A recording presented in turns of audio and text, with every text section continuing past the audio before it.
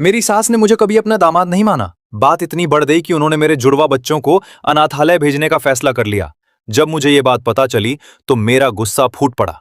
मैंने अपनी सास की जमकर पिटाई कर दी और उसी दिन अपने दोनों बच्चों को लेकर वहां से भाग गया। इसके बाद हम तीनों 5 साल तक छिपकर रहते रहे, लेकिन आखिरकार 5 साल बाद बाई निंगबिंग हमें ढूंढ ही निकली। जैसे ही वो मेरे सामने आई, मेरी बेटी फांग निंगकी ने उसकी तरफ देखते हुए पूछा, पापा, ये कौन है? मैंने बेबसी से जवाब दिया, ये तुम्हारी मां है। मेरी बात सुनकर बाई निगबिंग भी हैरान रह गई। उसे लगा था कि मैं शायद उसकी पहचान मानने से इनकार कर दूंगा, लेकिन मैंने इतनी आसानी से उसे बच्चों की मां मान लिया। उसके चेहरे पर हल्की मुस्कान आ गई और उसका गुस्सा भी थोड़ा शांत हो गया। लेकिन तभी मेरी बेटी ने बड़ी मासूमियत से पूछा, हमारी मां? क्या हमारी भी कोई मां होती है? उसकी बात सुनकर मैं एक पल के लिए चुप रह गया। फिर मैंने कहा, अरे, अगर मां नहीं होगी तो तुम दोनों पैदा कैसे हुए? लेकिन बच्चों का जवाब सुनकर मैं खुद सन्न रह गया।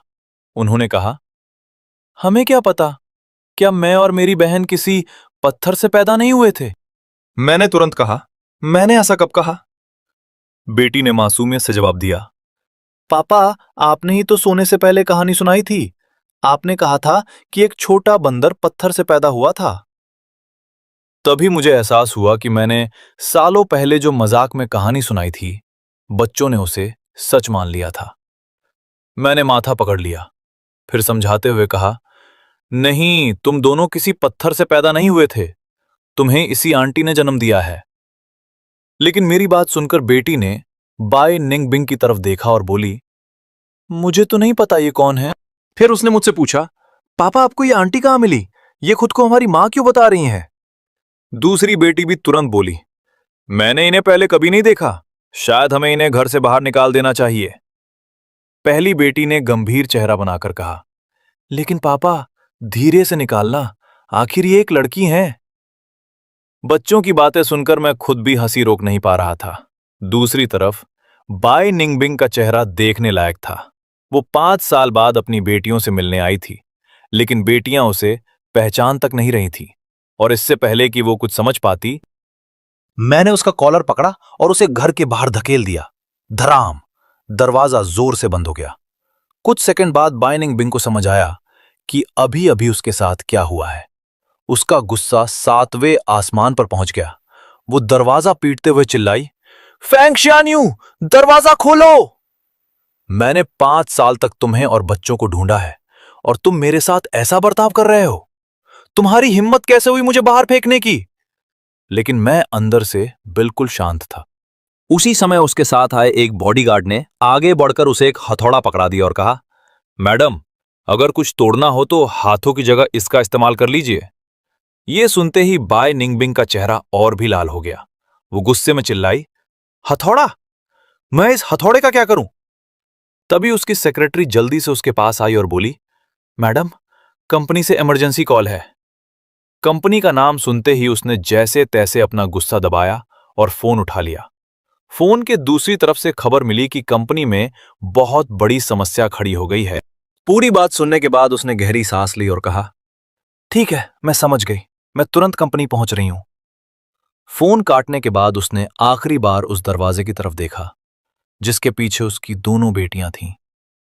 5 साल बाद मिली इस मुलाकात का अंत बिल्कुल वैसा नहीं हुआ था जैसा उसने सोचा था। उसने अपने दांत भींचे, गुस्से को दबाया और शांत आवाज में कहा, बाय निंगबिंग ने दरवाजे के बाहर खड़े होकर गहरी सांस ली और कहा, फैंग शियान्यू, मुझे कंपनी के जरूरी काम से तुरंत जाना होगा। मैं अभी छुट्टी नहीं ले सकती और शायद कुछ समय तक अपनी बेटियों से भी नहीं मिल पाऊंगी। लेकिन जाने से पहले मुझे बस एक बार उन्हें देख लेने दो, वरना मैं सच में यह दरवाजा तोड़ दूंगी। मुझे नहीं पता कि मैं उसकी कंपनी वाली बात से प्रभावित हुआ था या फिर इस बात से डर गया था कि कहीं वो सच में दरवाजा तोड़कर उसका बिल मेरे सिर पर न डाल दे। लेकिन जो भी वजह रही हो, मैंने आखिरकार दरवाजा खोल दिया। दरवाजा खुलते ही उसकी नजर सीधे मेरी दोनों बेटियों पर पड़ी। मेरी एक बेटी मेरी गोद में आराम से सो रही थी। उसके छोटे छोटे हाथ मेरे पजामे को कसकर पकड़े हुए थे, जैसे छोड़ने का नाम ही न ले। दूसरी बेटी मेरी गर्दन से लिपटी हुई थी और अभी भी अपना बचा हुआ दूध पी रही थी। उसकी बड़ी बड़ी उत्सुक आंखें सामने खड़ी बाई निंगबिंग को ध्यान से देख रही थीं। मैंने भौहें चढ़ाते हुए कहा, इतना शोर क्यों मचा रही हो? शियाओ की अभी अभी सोई है। अगर तुम्हारी वजह से उसकी नींद खुल गई तो फिर उसे चुप भी तुम ही कराओगी। मेरी बात सुनते ही बाई निंगबिंग का गुस्सा अचानक गायब हो गया। उसने अनजाने में धीरे से कहा, सॉरी, मुझे पता नहीं था कि वो सो चुकी है। लेकिन अगले ही पल वो खुद रुक गई। उसके पीछे खड़े बॉडीगार्ड और सेक्रेटरी तो हैरान रह गए थे। उन्होंने अपनी सख्त और रौबदार सीईओ को कभी किसी के सामने इतनी नरमी से बात करते नहीं देखा था। बाई निंगबिंग को भी अपनी गलती का एहसास हो गया। वो तुरंत बोली, रुको, मैं तुमसे माफी क्यों मांग रही हूं? जल्दी से मेरी बेटी मुझे दो, नहीं तो। लेकिन उसकी बात पूरी होने से पहले ही मैंने धड़ाम से दरवाजा बंद कर दिया। पटाक! दरवाजा इतनी तेजी से बंद हुआ कि उसका माथा सीधे दरवाजे से टकरा गया।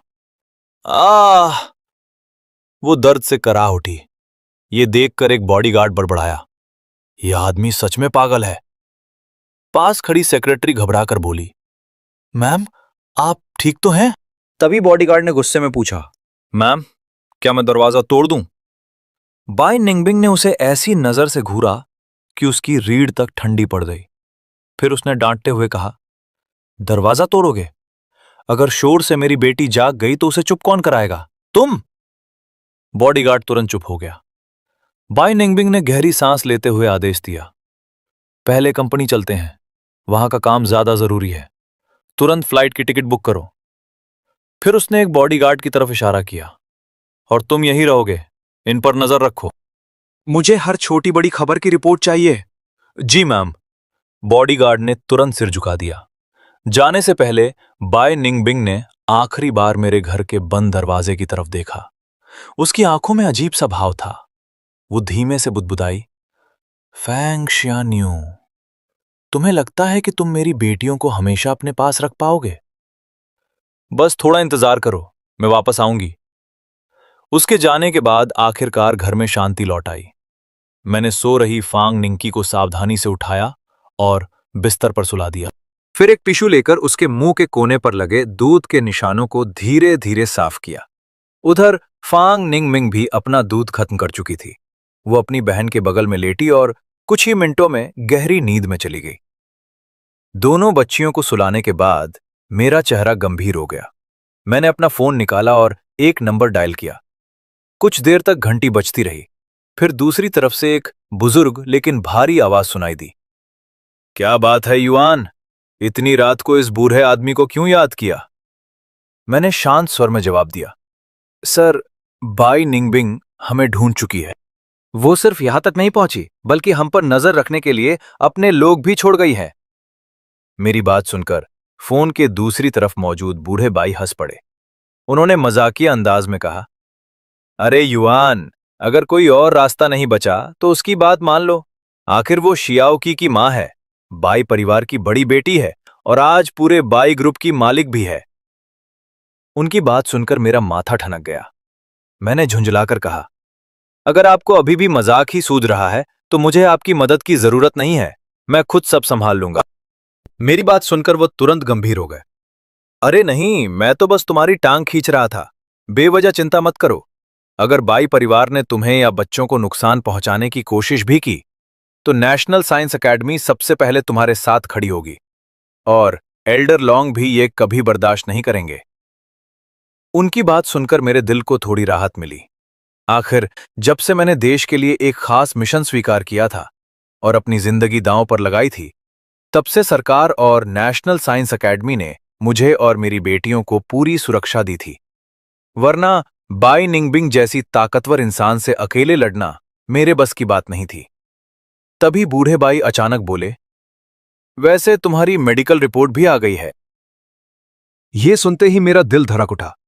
मेरी नजर बिस्तर पर सो रही दोनों बेटियों पर चली गई। कुछ पल चुप रहने के बाद मैंने धीरे से पूछा, मेरे पास कितना समय बचा है? फोन के दूसरी तरफ कुछ सेकंड की खामोशी छा गई। फिर उनकी भारी आवाज सुनाई दी, 23 साल। मैं कुछ पल चुप रहा, फिर मन ही मन दोहराया, 23 साल। शायद अपनी बेटियों को बड़ा होते देखने के लिए इतना समय काफी था। मैं यही सोच रहा था कि बूढ़े भाई फिर हंस पड़े। वैसे एक बात बताओ, क्या तुमने कभी शियाओकी की शादी के बारे में सोचा है? मेरा पोता उससे कुछ साल बड़ा जरूर है, लेकिन बड़े होने पर उम्र का फर्क मायने नहीं रखता। बिल्कुल नहीं, मैंने तुरंत जवाब दिया। अलविदा मिस्टर बाई। और बिना उन्हें कुछ और बोलने का मौका दिए फोन काट दिया। मेरी बेटी अभी 5 साल की भी नहीं हुई थी और ये उसकी शादी की प्लानिंग करने लगे थे। फोन रखते ही मैं नीचे कुछ खाने पीने का सामान लेने जाने वाला था कि तभी पीछे से एक प्यारी सी आवाज आई। पापा! मैंने मुड़कर देखा। फांग निंकी जाग चुकी थी। वो बिस्तर पर बैठी अपनी आंखें मल रही थी। मैं थोड़ा हैरान हुआ, क्योंकि शियाओकी एक बार सो जाती थी तो सीधे सुबह ही उठती थी। आधी रात में उसका जागना बेहद दुर्लभ था। मैं उसके पास जाकर बैठ गया। क्या हुआ शियाओकी? उसने अपनी छोटी सी हथेली मेरी तरफ बढ़ाई। नींद से भरी आवाज में बोली, पापा, गोदी। मेरा दिल तुरंत पिघल गया। मैंने उसे उठाकर अपनी बाहों में भर लिया।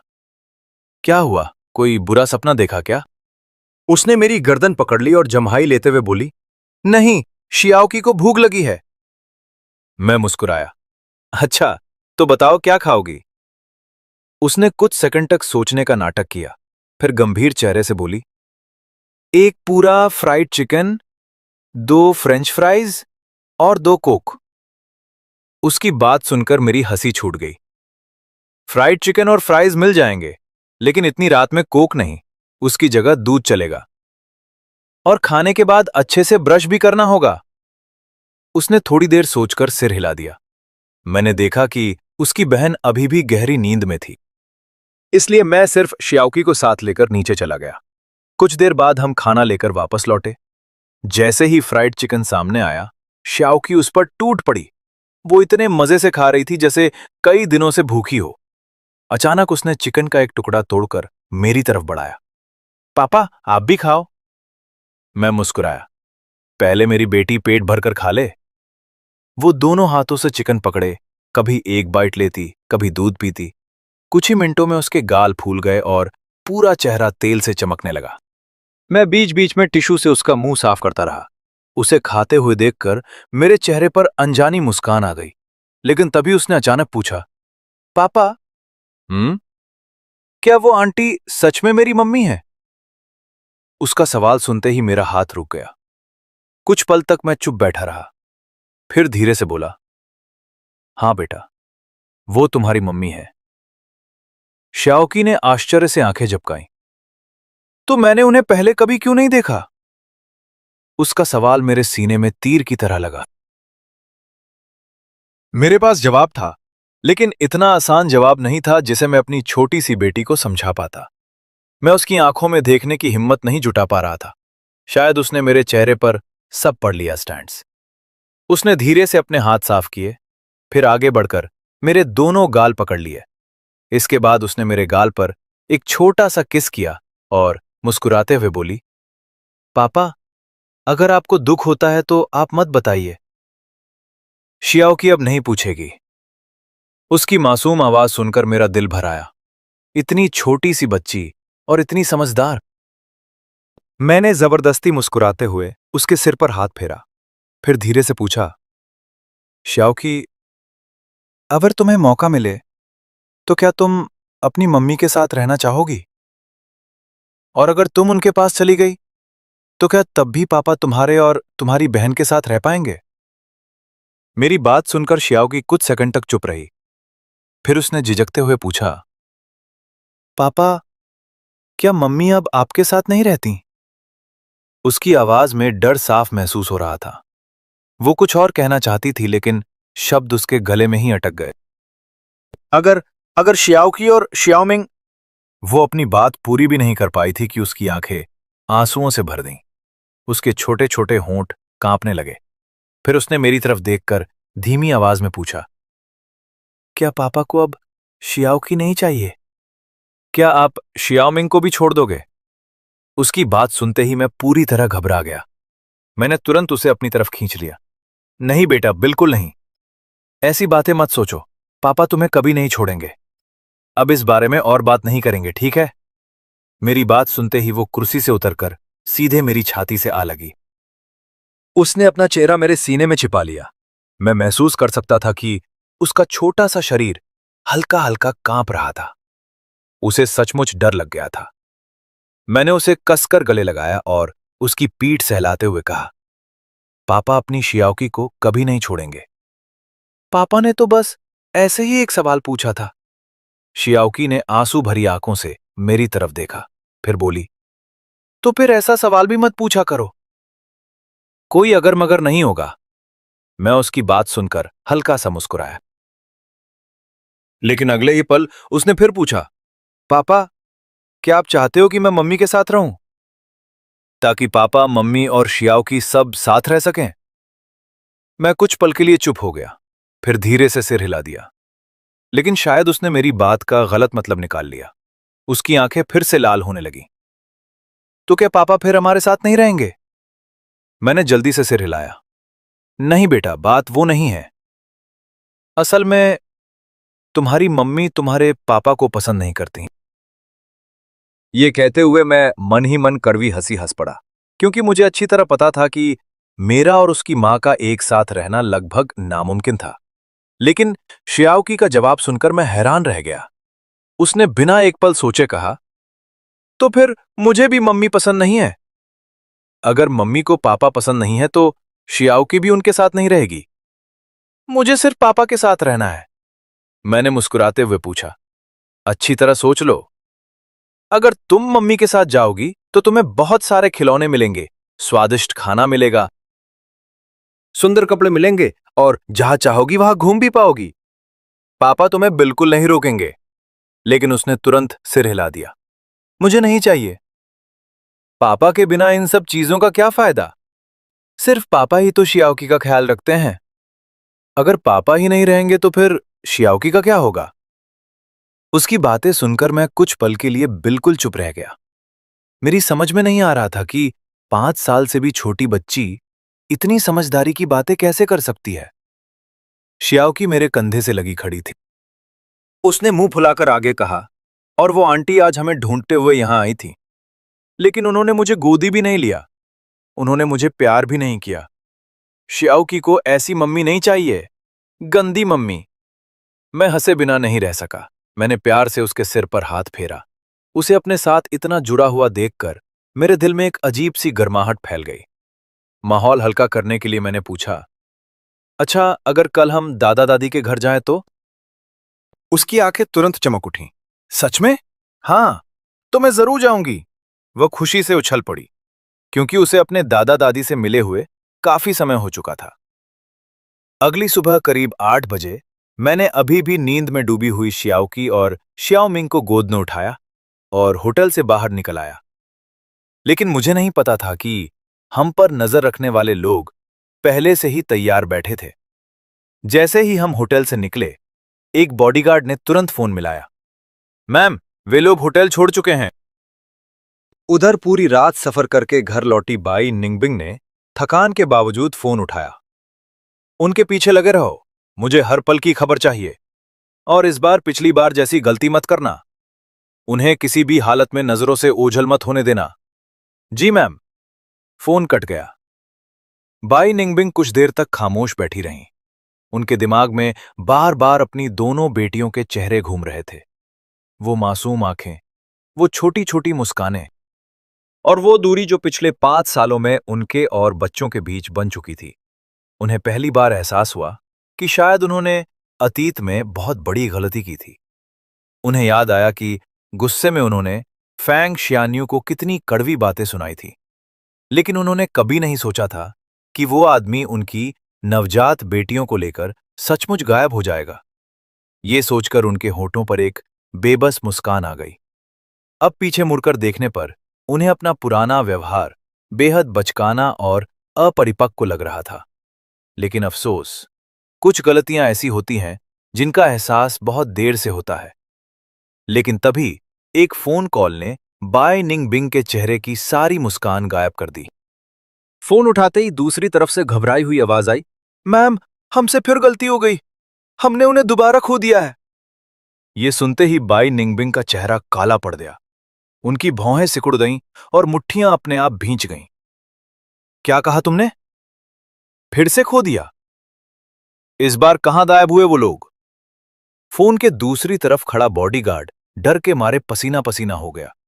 उसने जल्दी से जवाब दिया, मैम, आखिरी बार हमने उन्हें एक सुरंग के पास देखा था, लेकिन अंदाजा है कि वे हाई स्पीड रेलवे स्टेशन की तरफ जा रहे थे। बाई निंगबिंग ने गहरी सांस ली और खुद को शांत करने की कोशिश की। ठीक है, मैं खुद देखती हूं। इतना कहकर उन्होंने फोन काट दिया। अगले ही पल उन्होंने अपनी पूरी टीम को एक्टिव कर दिया। कुछ ही मिनटों में उनके सामने कई रास्तों और ट्रैवल रूट्स का पूरा डेटा मौजूद था। वो एक एक रास्ते को ध्यान से देखने लगी। उनके दिमाग में लगातार एक ही सवाल घूम रहा था, फैंग शियान्यू आखिर बच्चों को लेकर कहां गया होगा? कुछ देर सोचने के बाद उन्होंने एक संभावना पर ध्यान दिया। क्योंकि वो दोनों छोटी बच्चियों को साथ लेकर यात्रा कर रहा था, इसलिए बहुत दूर जाने की संभावना कम थी। आखिर इतनी छोटी उम्र के बच्चों के लिए लंबा सफर आसान नहीं होता। इसी सोच के साथ उन्होंने नक्शे पर मौजूद हर संभावित रास्ते की जांच शुरू कर दी। तभी उनकी नजर एक ऐसे रूट पर पड़ी जो एक छोटे से पहाड़ी कस्बे की तरफ जाता था। बाई निंगबिंग की आंखों में चमक आ गई। उन्हें लगा कि शायद यही सबसे संभावित जगह हो सकती है।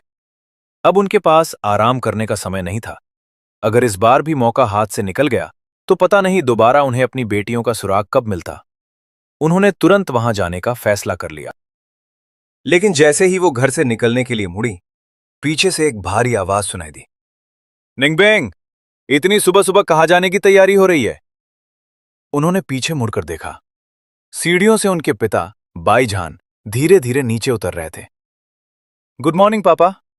बाई निंगबिंग ने खुद को सामान्य दिखाने की कोशिश की, लेकिन बाईजान उनकी जल्दबाजी साफ समझ चुके थे। उन्होंने अपनी बेटी की तरफ देखते हुए कहा, आजकल तुम आखिर कर क्या रही हो? न घर पर दिखाई देती हो, न कंपनी में। कल तुम्हारी मां खास तौर पर तुमसे मिलने कंपनी गई थी, लेकिन तुम वहां भी नहीं थी। बाई निंगबिंग ने अपना बैग उठाया और सामान्य स्वर में बोली, पापा चिंता मत कीजिए, बस कुछ जरूरी काम निपटा रही हूं। वह जल्दी से निकल जाना चाहती थीं, लेकिन तभी बाईजान ने उन्हें फिर रोक लिया। एक मिनट, गुयू वापस आ गया है। यह नाम सुनते ही बाई निंगबिंग के कदम रुक गए। बाईजान ने आगे कहा, क्या तुम उससे मिलने नहीं जाओगी?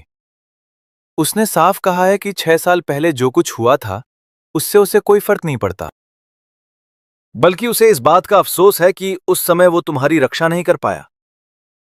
कुछ पल के लिए माहौल शांत हो गया। बाई निंगबिंग की आंखों में पुराने दिनों की यादें तैर गईं, लेकिन वो सिर्फ एक पल के लिए था। अगले ही क्षण उन्होंने अपने होंठ भींच लिए और दृढ़ स्वर में कहा, पापा, एक समय था जब मैं गुयू को पसंद करती थी, लेकिन वो बहुत पुरानी बात है। अब मेरे लिए वो अध्याय खत्म हो चुका है। वो सब अतीत था और अतीत को वहीं रहने देना बेहतर है। ये कहकर बाई निंगबिंग ने अपनी नजरें हटा ली, क्योंकि इस वक्त उनके मन में सिर्फ एक ही बात चल रही थी, 5 साल बाद मिली अपनी बेटियां और वो आदमी जो उन्हें लेकर फिर से उनकी पहुंच से दूर चला गया था। बाई निंगबिंग ने अपने पिता की तरफ देखा और शांत लेकिन दृढ़ आवाज में कहा, जो कुछ भी हुआ था वो अब अतीत की बात है। उस समय जो गलती हुई थी वो मेरी अपनी थी, उसमें गुयू की कोई गलती नहीं थी। उसे कह दीजिए कि खुद को दोष देना बंद कर दे, और जहां तक हमारे साथ रहने की बात है, वो सपना देखना छोड़ दे। दुनिया में उससे कहीं बेहतर लड़कियां हैं। उसे मेरे पीछे अपनी जिंदगी बर्बाद करने की जरूरत नहीं है। इतना कहकर बाई निंगबिंग बिना पीछे देखे घर से निकल गई। उनकी जाती हुई पीठ को देखते हुए बाईजान ने लंबी सांस छोड़ी, फिर धीरे से बुदबुदाए, फैंग युआन, आखिर 6 साल पहले ऐसा क्या हुआ था कि मेरी बेटी आज तक उसे भूल नहीं पाई? क्या उस रात सच में कुछ ऐसा हुआ था जिसके बारे में हमें आज तक पता नहीं चला? उधर दूसरी तरफ मैं अपनी दोनों बेटियों के साथ कार से नीचे उतरा। सामने अपनी पुरानी 3 मंजिला हवेली को देखकर मैं कुछ सेकंड के लिए वहीं खड़ा रह गया। इतने सालों बाद मैं फिर उसी घर के सामने खड़ा था जहां मेरा बचपन बीता था। दिल में अजीब सी घबराहट भी थी और खुशी भी। मैं सोच रहा था कि इतने सालों बाद मम्मी पापा मुझे देखकर कैसी प्रतिक्रिया देंगे, लेकिन तभी घर के अंदर से एक तेज आवाज गूंजी। लौंग, ये तुम आखिर कहां मर गए? कब से थाली हाथ में लिए बैठे हो? जरा इधर भी आ जाओ। अगले ही पल लगभग 20 साल का एक नौजवान भागता हुआ बाहर आया। आ रहा हूं मम्मी। लेकिन जैसे ही उसकी नजर मुझ पर पड़ी, वो अचानक रुक गया। उसकी आंखें पूरी तरह फैल गईं। उधर अंदर से फिर आवाज आई। अरे बेवकूफ, वहां मूर्ति बनकर क्यों खड़े हो? क्या आपने दादाजी को पहली बार देख रहे हो? लेकिन इस बार लड़के ने कोई जवाब नहीं दिया, क्योंकि वो मुझे और मेरी दोनों बेटियों को देखकर पूरी तरह स्तब्ध हो चुका था। मैं उसकी हालत देखकर मुस्कुरा दिया। क्या हुआ लौंगी? इतने साल बाद अपने बड़े भाई को पहचान नहीं रहे? मेरी आवाज सुनते ही उसके होश लौटे, लेकिन उससे पहले मेरी छोटी बहन फांग याओ दौड़ती हुई बाहर आई। उसने मुझे देखते ही चीख मार दी। मंजले भैया, आप सच में वापस आ गए? वो बिना कुछ सोचे सीधे मेरे गले लग गई। उसकी आंखों में खुशी साफ दिखाई दे रही थी। उधर लौंग ये भी खुद को रोक नहीं पाया।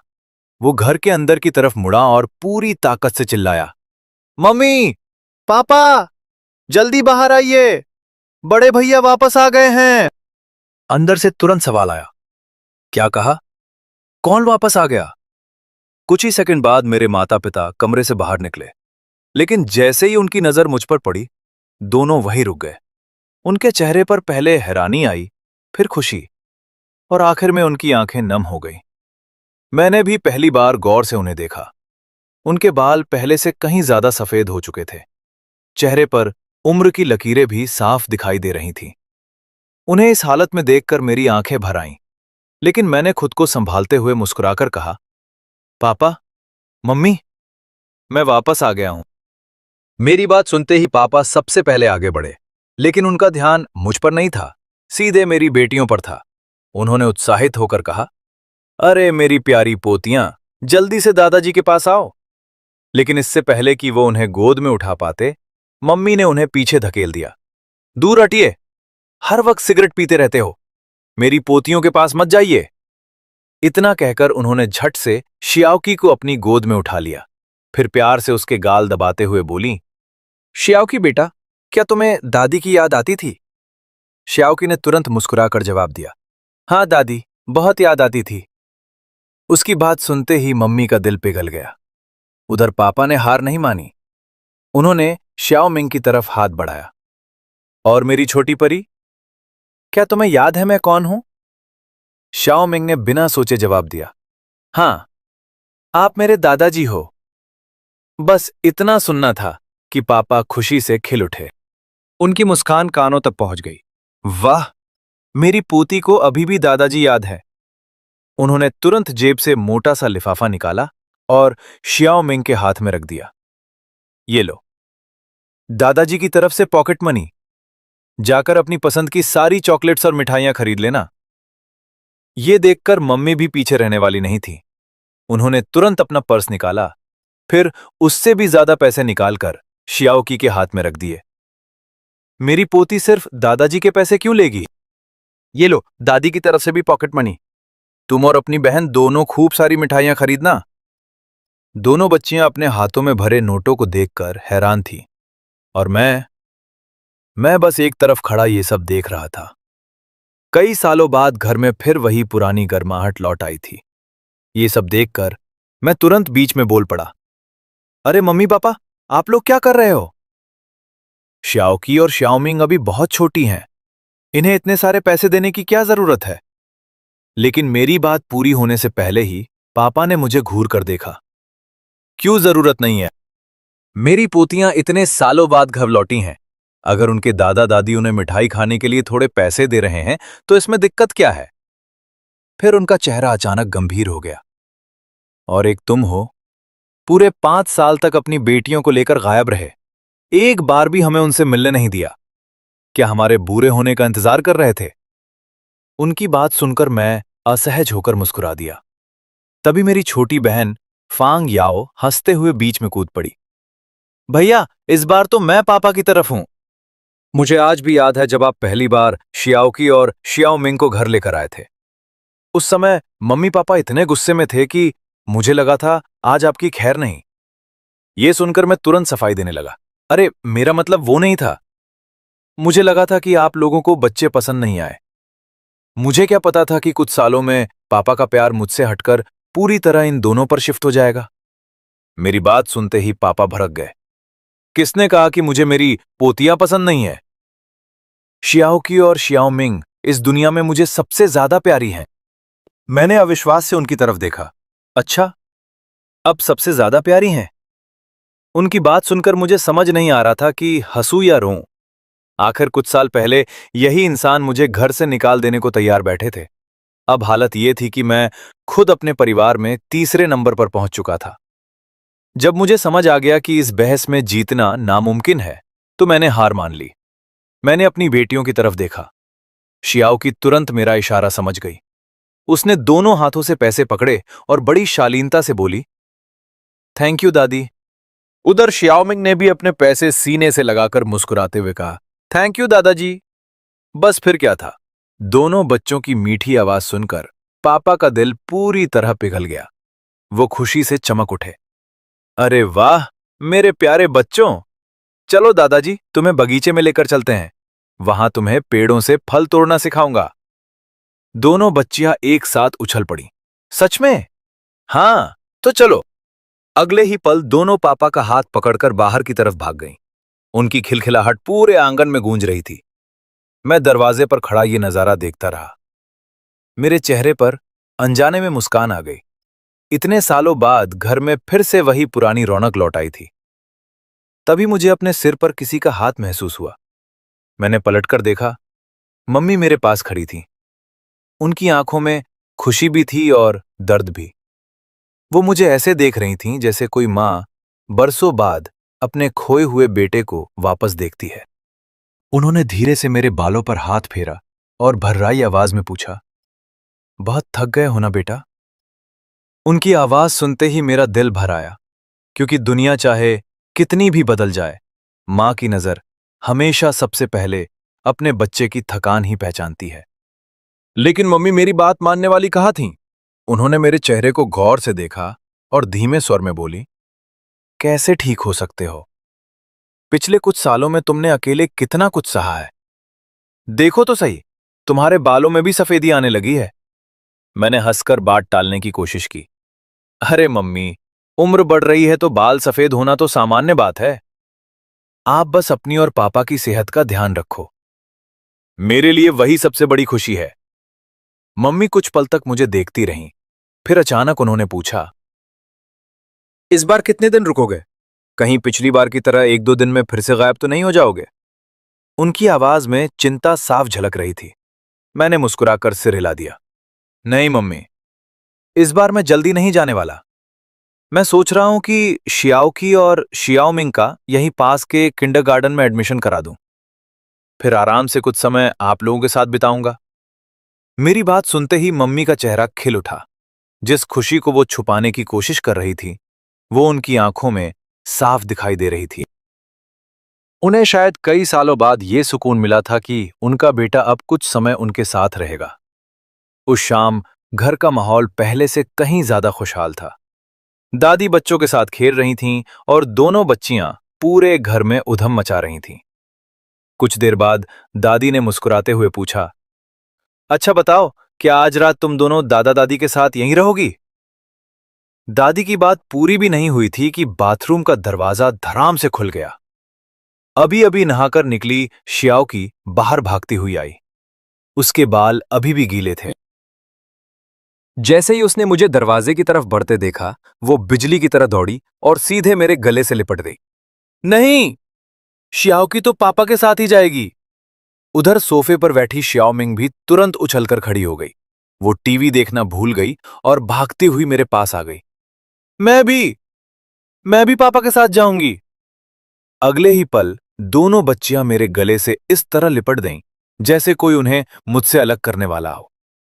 एक ने मेरा दायां पैर पकड़ लिया, दूसरी ने बायां, और दोनों पूरी ताकत से मुझे पकड़ लिया। उन्हें देखकर मुझे अचानक कोआला की याद आ गई, जो पेड़ों से ऐसे ही चिपक जाते हैं। मैं हंसी रोकते हुए नीचे झुका। अरे ये क्या कर रही हो तुम दोनों? लेकिन दोनों ने और कसकर पकड़ लिया। जैसे ही मैंने एक पैर हिलाने की कोशिश की, दोनों बच्चियां साथ में झूल गईं। घर में मौजूद सभी लोग ये दृश्य देखकर हंसने लगे। मैंने मजबूरी में उन्हें समझाना शुरू किया। सुनो बच्चों, पापा को अभी बुआ और फूफा के साथ कुछ जरूरी काम से बाहर जाना है। हमें वापस आने में काफी देर हो जाएगी और तुम दोनों को तो रात में जल्दी सो जाना चाहिए, इसलिए इस बार तुम लोग हमारे साथ नहीं चल सकती। लेकिन मेरी बात सुनते ही दोनों के चेहरे उतर गए। उन्होंने एक दूसरे की तरफ देखा, फिर मेरी तरफ, और मेरे पैरों को और भी कसकर पकड़ लिया। ऐसा लग रहा था जैसे अगर उन्होंने पकड़ छोड़ी तो मैं फिर से कहीं गायब हो जाऊंगा। मेरी बात सुनते ही शियाओकी ने तुरंत अपना सिर हिलाया। कोई बात नहीं पापा, अगर मुझे नींद आएगी तो मैं आपकी गोदी में ही सो जाऊंगी। आप आराम से अपना काम करना, शियाओकी की बिल्कुल चिंता मत करना। उसकी बात पूरी होते ही शियाओ मिंग भी पीछे नहीं रहा। उसने तुरंत हाथ उठाकर कहा, मैं भी वहीं सो जाऊंगा। दोनों बच्चों की ये मासूम नौटंकी देखकर दरवाजे पर खड़ी मेरी चचेरी बहन फांग यूटिंग हंस पड़ी। अरे युआन, इन्हें भी साथ ले जाओ ना, वैसे भी हम सब परिवार वाले ही तो जा रहे हैं।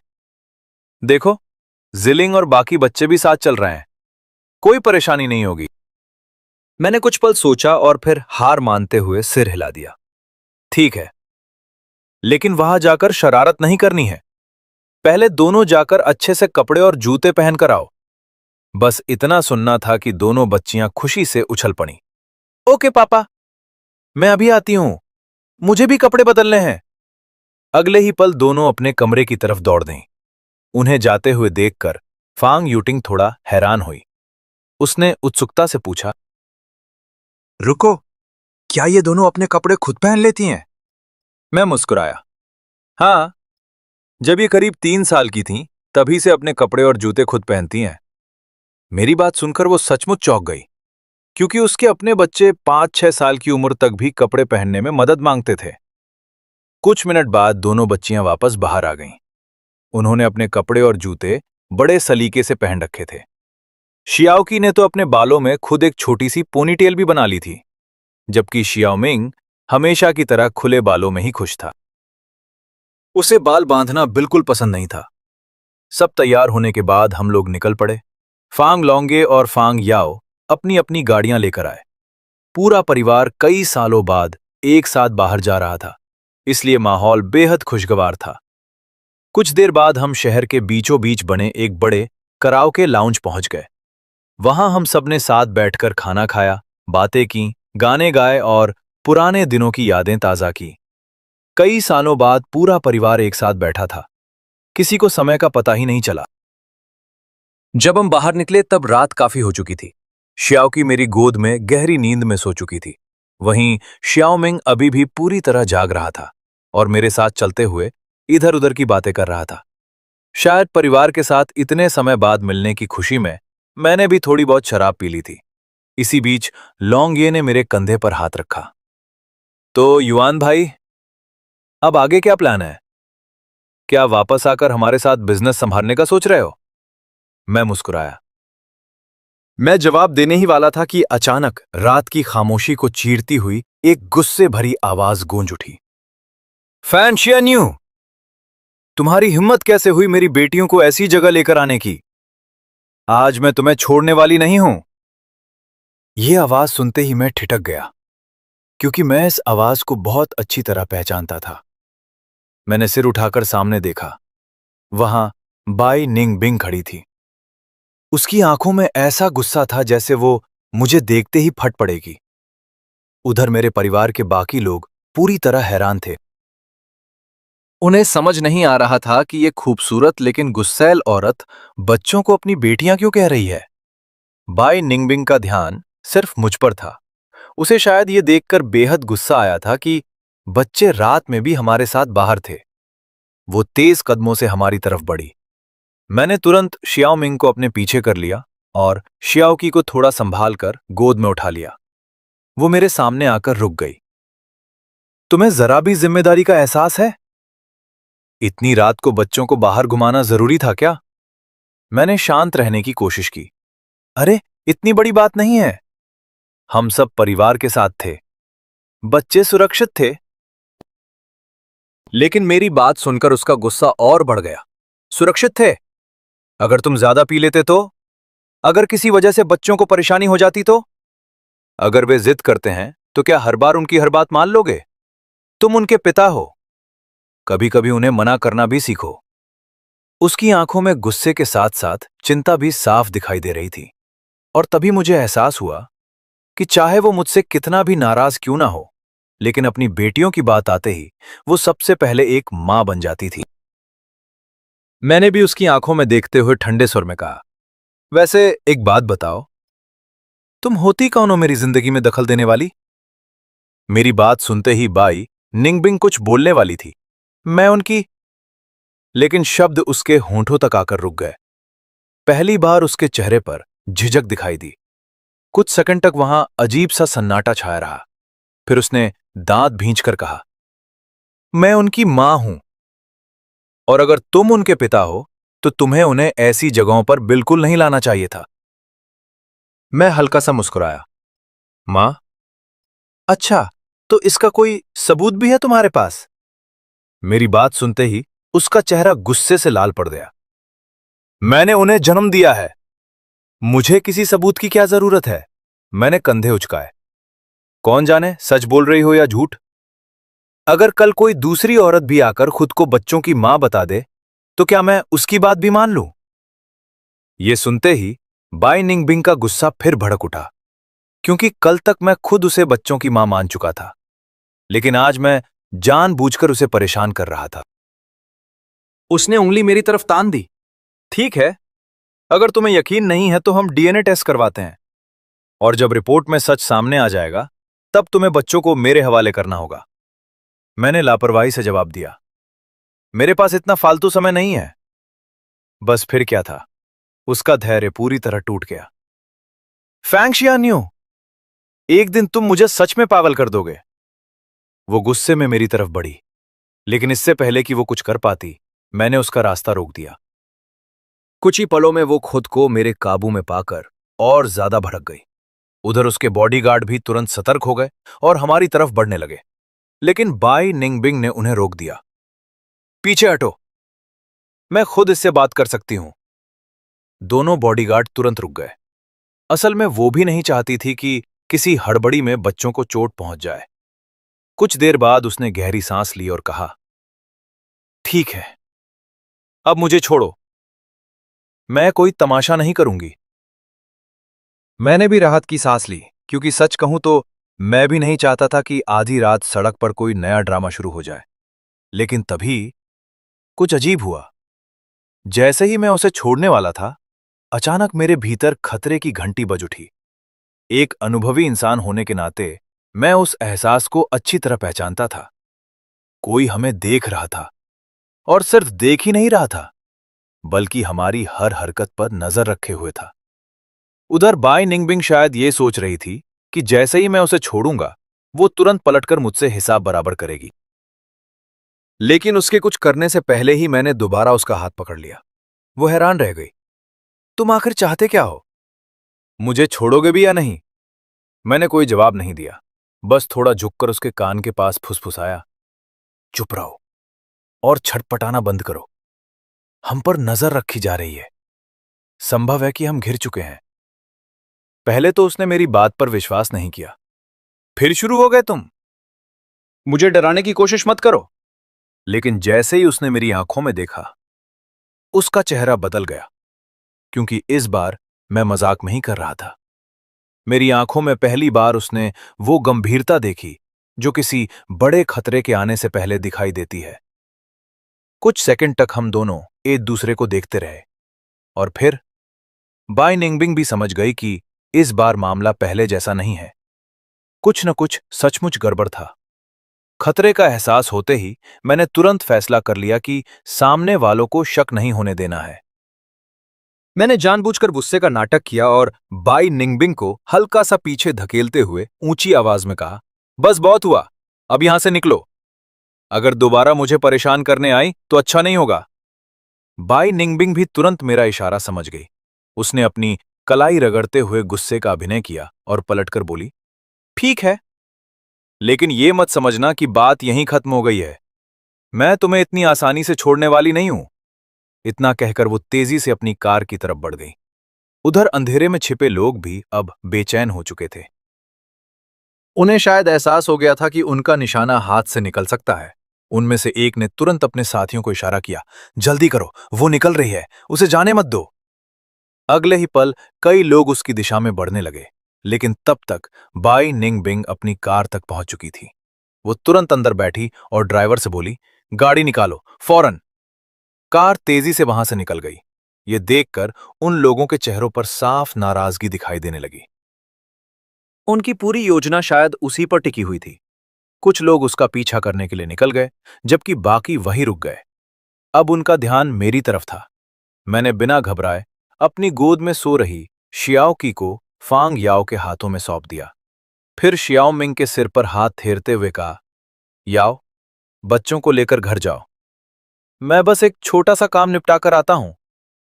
फांग याओ समझ गई कि मामला सामान्य नहीं है। उसने कुछ पूछना चाहा, लेकिन आखिरकार चुप रह गई। उधर लौंगे भी गंभीर हो चुका था। मैंने उसे भी घर जाने का इशारा किया। जब परिवार के बाकी लोग दूर जाने लगे, तब सामने खड़े लोगों में से एक आदमी आगे आया। उसने मुझे ऊपर से नीचे तक देखा, फिर ठंडे स्वर में पूछा, एक बात बताओ, उस औरत से तुम्हारा क्या रिश्ता है? मैंने कंधे उचकाए, कोई खास रिश्ता नहीं, हम बस एक दूसरे को जानते हैं। मेरे जवाब से वो संतुष्ट नहीं हुआ। उसके साथ खड़े दूसरे आदमी ने व्यंग से हंसते हुए कहा, हमें बेवकूफ समझ रखा है क्या? अभी कुछ देर पहले तुम दोनों को देखकर तो ऐसा नहीं लग रहा था। मैंने भी हल्की मुस्कान के साथ जवाब दिया, जो दिखता है हमेशा सच नहीं होता। मेरी बात सुनकर उनका धैर्य टूटने लगा। माहौल धीरे धीरे तनावपूर्ण होता जा रहा था, लेकिन मैं अभी भी पूरी तरह शांत था, क्योंकि मेरी प्राथमिकता सिर्फ एक थी, बच्चे सुरक्षित घर पहुंच जाएं। कुछ मिनट बाद जब मुझे यकीन हो गया कि परिवार काफी दूर निकल चुका है, तब मैंने जेब से फोन निकाला, एक नंबर डायल किया। कुछ रिंग के बाद कॉल रिसीव हुई। दूसरी तरफ से थकी हुई आवाज सुनाई दी, फैंग युआन, क्या तुम कभी सामान्य समय पर फोन नहीं कर सकते? मैं अभी अभी घर पहुंचा हूं, अब बताओ इस बार क्या मुसीबत आ गई? मैं मुस्कुराया, क्योंकि जिस व्यक्ति को मैंने फोन किया था वो ऐसा इंसान था जिसे मैं तभी याद करता था जब सच में कोई बड़ा मामला सामने होता था। कॉल खत्म करने से पहले मैंने एक बार सड़क पर पड़े उन लोगों की तरफ देखा जो अभी कुछ देर पहले तक बड़ी बड़ी बातें कर रहे थे। फिर मैंने फोन पर कहा, वैसे एक छोटा सा काम और है। यहां कुछ लोग मुसीबत खड़ी करने आ गए थे। मामला अब शांत हो चुका है, लेकिन किसी को भेजकर यहां की स्थिति संभालवा देना। दूसरी तरफ से लाओ शियाओ ने बिना ज्यादा सवाल पूछे जवाब दिया, ठीक है, मैं लोगों को भेज देता हूं, तुम बेफिक्र रहो। कॉल खत्म होने के बाद मैंने राहत की सांस ली। फिर सड़क किनारे एक दुकान से ठंडा सोडा खरीदा और वहीं खड़ा होकर बोतल खोलने लगा। लेकिन तभी मेरा फोन फिर बज उठा। मुझे लगा शायद लाओ शियाओ ही दोबारा फोन कर रहा होगा, इसलिए बिना स्क्रीन देखे मैंने कॉल रिसीव कर ली। हाँ लाओ शियाओ, क्या हुआ? लेकिन अगले ही पल फोन के दूसरी तरफ से एक परिचित आवाज सुनाई दी। एक ऐसी आवाज जो हमेशा शांत लगती थी, लेकिन उसके भीतर बर्फ जैसी ठंडक छिपी रहती थी। क्या कहा? लाओ शियाओ? मैं कुछ सेकंड के लिए चुप रह गया, क्योंकि मैं उस आवाज को तुरंत पहचान गया था। वो बाई निंगबिंग थी। मैंने गहरी सांस ली। तुम्हें मेरा नंबर मिला कहां से? मेरी बात सुनते ही उसका स्वर थोड़ा और ठंडा हो गया। तुम्हें उससे क्या मतलब? मैं मन ही मन मुस्कुरा दिया। 5 साल बीत गए थे, लेकिन उसका स्वभाव बिल्कुल नहीं बदला था। एक साधारण सवाल भी पूछ लो तो ऐसा जवाब देती थी जैसे सामने वाला कोई अपराध कर बैठा हो। इसके बाद कुछ पल दोनों तरफ खामोशी छाई रही। न वो कुछ बोली, न मैं। फिर अचानक हम दोनों ने लगभग एक ही समय पर एक ही सवाल पूछ लिया, तुम ठीक हो? सवाल सुनते ही मैं खुद कुछ सेकंड के लिए चुप रह गया। उधर शायद वो भी उतनी ही हैरान थी। कुछ क्षणों के लिए माहौल अजीब सा हो गया। दोनों ने एक दूसरे की चिंता तो कर ली थी, लेकिन कोई भी इसे स्वीकार करने को तैयार नहीं था। आखिरकार मैंने ही चुप्पी तोड़ी। हल्की मुस्कान के साथ मैंने कहा, अरे वाह, इतनी चिंता कब से होने लगी मेरी? मेरी बात सुनते ही वो तुरंत रक्षात्मक हो गई। किसने कहा कि मुझे तुम्हारी चिंता है? खुद को इतना महत्वपूर्ण मत समझो। तुम पहले भी उतने ही परेशान करने वाले थे और आज भी वैसे ही हो। मुझे तो बस बच्चों की फिक्र है। उसकी आवाज पहले की तरह सख्त थी, लेकिन पता नहीं क्यों मुझे महसूस हो रहा था कि वो जो कह रही थी उसके दिल में शायद वैसा कुछ नहीं था। कुछ सेकंड बाद मैंने धीरे से कहा, तुम्हें पता है, बच्चों की वजह से अपनी जिंदगी के फैसले मत रोको। तुम्हारे सामने अभी भी पूरी जिंदगी पड़ी है। जो तुम्हें सही लगे वही करना। मेरी आवाज इस बार पहले से कहीं ज्यादा शांत थी, क्योंकि चाहे हमारे बीच कितनी भी दूरी क्यों ना आ गई हो, मैं ये अच्छी तरह जानता था कि पिछले 5 साल सिर्फ मेरे लिए मुश्किल नहीं थे। कहीं ना कहीं उसने भी बहुत कुछ खोया था। फोन के दूसरी तरफ कुछ देर तक खामोशी छाई रही। फिर आखिरकार बाई निंगबिंग ने धीमी लेकिन थकी हुई आवाज में कहा, मैं बस इतना चाहती हूं कि मेरी बेटियां किसी तकलीफ में ना रहें। क्या उस समय तुमने खुद नहीं कहा था कि तुम्हें बच्चों की जरूरत नहीं है? क्या तुम्हें याद नहीं कि उस वक्त तुम उन्हें अपनी जिंदगी की सबसे बड़ी परेशानी मानती थीं? मेरी आवाज में छिपा दर्द शायद वो भी महसूस कर सकती थी। फोन के दूसरी तरफ कुछ सेकंड तक कोई जवाब नहीं आया। फिर अचानक उसने हैरानी से कहा, रुको, मैंने कब कहा कि मेरी बेटियां मेरे लिए बोझ हैं? और मैंने कब कहा कि मुझे उनकी परवाह नहीं है? मैं चुप हो गया। उधर बाई निंगबिंग ने गहरी सांस ली। उसकी आवाज पहले से कहीं ज्यादा गंभीर थी। हां, मैं उस समय घबरा गई थी। मैं अचानक सब कुछ स्वीकार नहीं कर पा रही थी। मैंने गुस्से में बहुत सी बातें कही थीं। लेकिन गुस्से में कही गई बातों का मतलब ये नहीं होता कि इंसान अपने ही बच्चों से प्यार नहीं करता। उसकी आवाज हल्की सी कांप गई।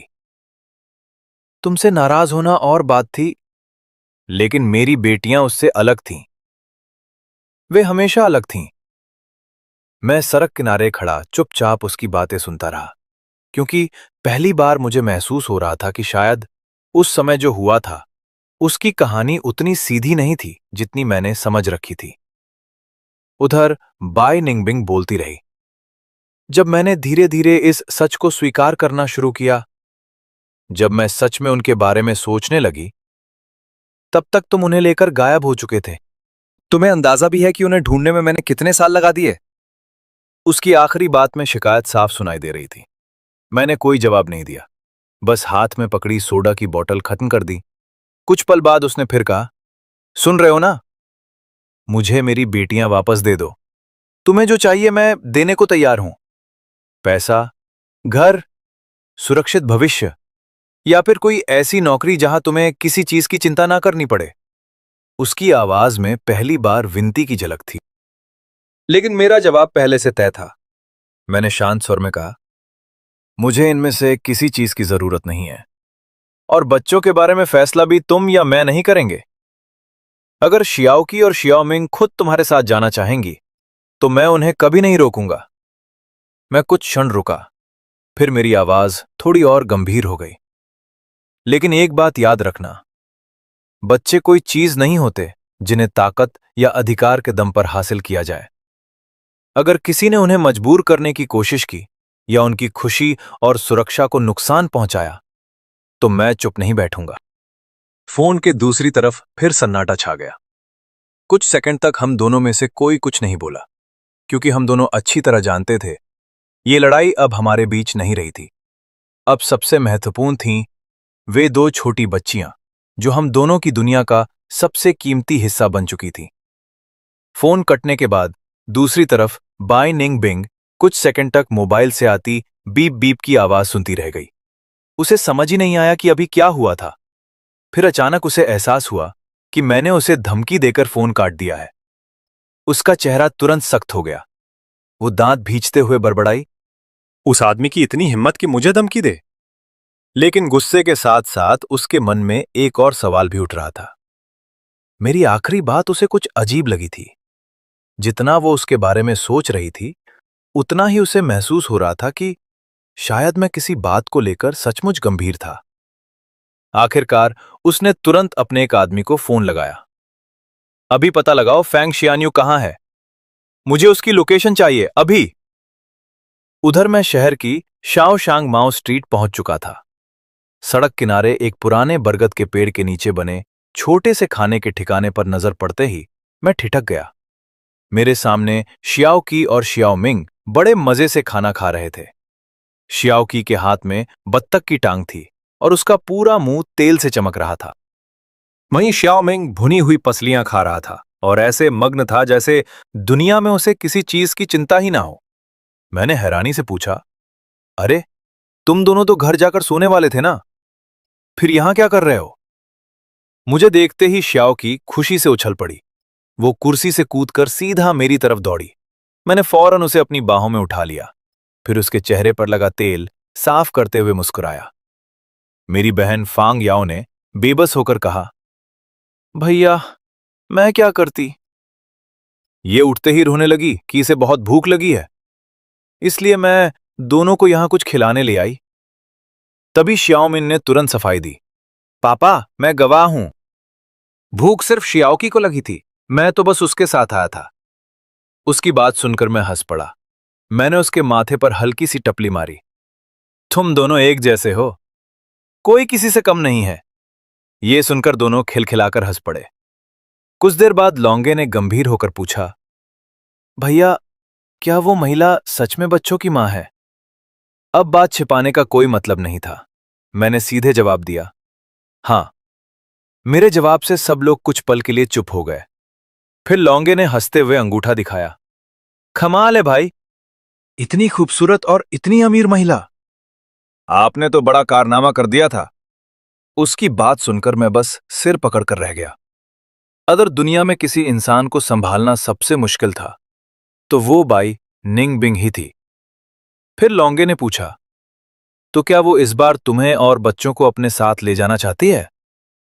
मैं कुछ पल चुप रहा, फिर धीरे से बोला, नहीं, वो सिर्फ बच्चों को वापस लेना चाहती है। मैंने शियाओकी को अपनी बाहों में थोड़ा और कसकर पकड़ लिया। लेकिन फैसला मेरा नहीं होगा। अगर शियाओकी और शियाओ मिंग खुद उसके साथ जाना चाहें तो मैं उन्हें कभी नहीं रोकूंगा। मेरी आवाज थोड़ी भारी हो गई। लेकिन अगर किसी ने उन्हें मजबूर करने की कोशिश की तो मैं चुप नहीं बैठूंगा। अच्छा? अचानक पीछे से एक ठंडी आवाज सुनाई दी, किसे चुप नहीं बैठने दोगे? मैंने मुड़कर देखा और वहीं खड़ा रह गया। बाई निंगबिंग मेरे पीछे खड़ी थी। वही सख्त चेहरा, वही ठंडी आंखें, मानो पता नहीं कब से हमारी बातें सुन रही हो। मैंने भौहें चौड़ाई, तुम यहां कैसे पहुंच गई? उसने तिरछी नजर से मुझे देखा, ये देखने की तुम अभी तक जिंदा हो या नहीं। बाकी तुम्हारी चिंता करने का तो सवाल ही नहीं उठता।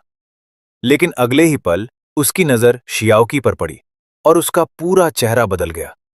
उसकी आंखों की कठोरता अचानक नरम पड़ गई। वो धीरे धीरे आगे बढ़ी, मानो अपनी बेटी को करीब से देखना चाहती हो। उसने हाथ बढ़ाया, शायद शियाओकी के गाल को छूना चाहती थी, लेकिन शियाओकी तुरंत मेरी गर्दन से और कसकर चिपक गई। उसकी आंखों में साफ झिझक दिखाई दे रही थी। उधर श्याओमिंग भी कम नहीं था। वो फौरन भागकर अपनी बुआ की गोद में छिप गया। ये देखकर बाई निंगबिंग का हाथ हवा में ही रुक गया। कुछ सेकंड बाद उसने धीरे से अपना हाथ वापस खींच लिया। फिर उसने मेरी तरफ देखा। मेरे साथ चलो, मैंने शांत स्वर में पूछा। कहां? वापस पहाड़ी कस्बे में। उसने बिना घुमाए फिराए कहा, मैं तुम लोगों के रहने की पूरी व्यवस्था कर दूंगी। घर मिलेगा, गाड़ी मिलेगी और हर महीने इतना पैसा मिलेगा कि तुम्हें किसी चीज की कमी नहीं होगी। उसकी आवाज पूरी तरह गंभीर थी, मजाक का नामो निशान नहीं था। उसकी बात सुनते ही आसपास बैठे सभी लोगों के चेहरे बदल गए। सबकी आंखें फैल गईं। लौंगे तो कुछ सेकंड तक बोल ही नहीं पाया। फिर उसने सिर पकड़ लिया। हे भगवान, लोग नौकरी का ऑफर देते हैं, ये तो पूरी जिंदगी का पैकेज लेकर आ गई हैं। और मैं बस चुपचाप बाई निंगबिंग को देखता रहा। क्योंकि मैं अच्छी तरह जानता था उसका असली मकसद पैसा देना नहीं था। वो सिर्फ अपनी बेटियों को अपने पास वापस लाना चाहती थी।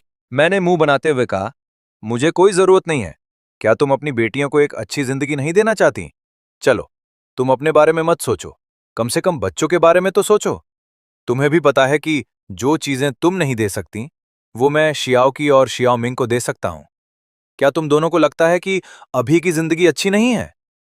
ये सुनकर शियाओकी ने अपनी बड़ी बड़ी काली आंखें घुमाई, थोड़ा सोचा और हंसते हुए बोली, मुझे तो सब बढ़िया लगता है, बस पापा मेरे साथ होने चाहिए, वही काफी है।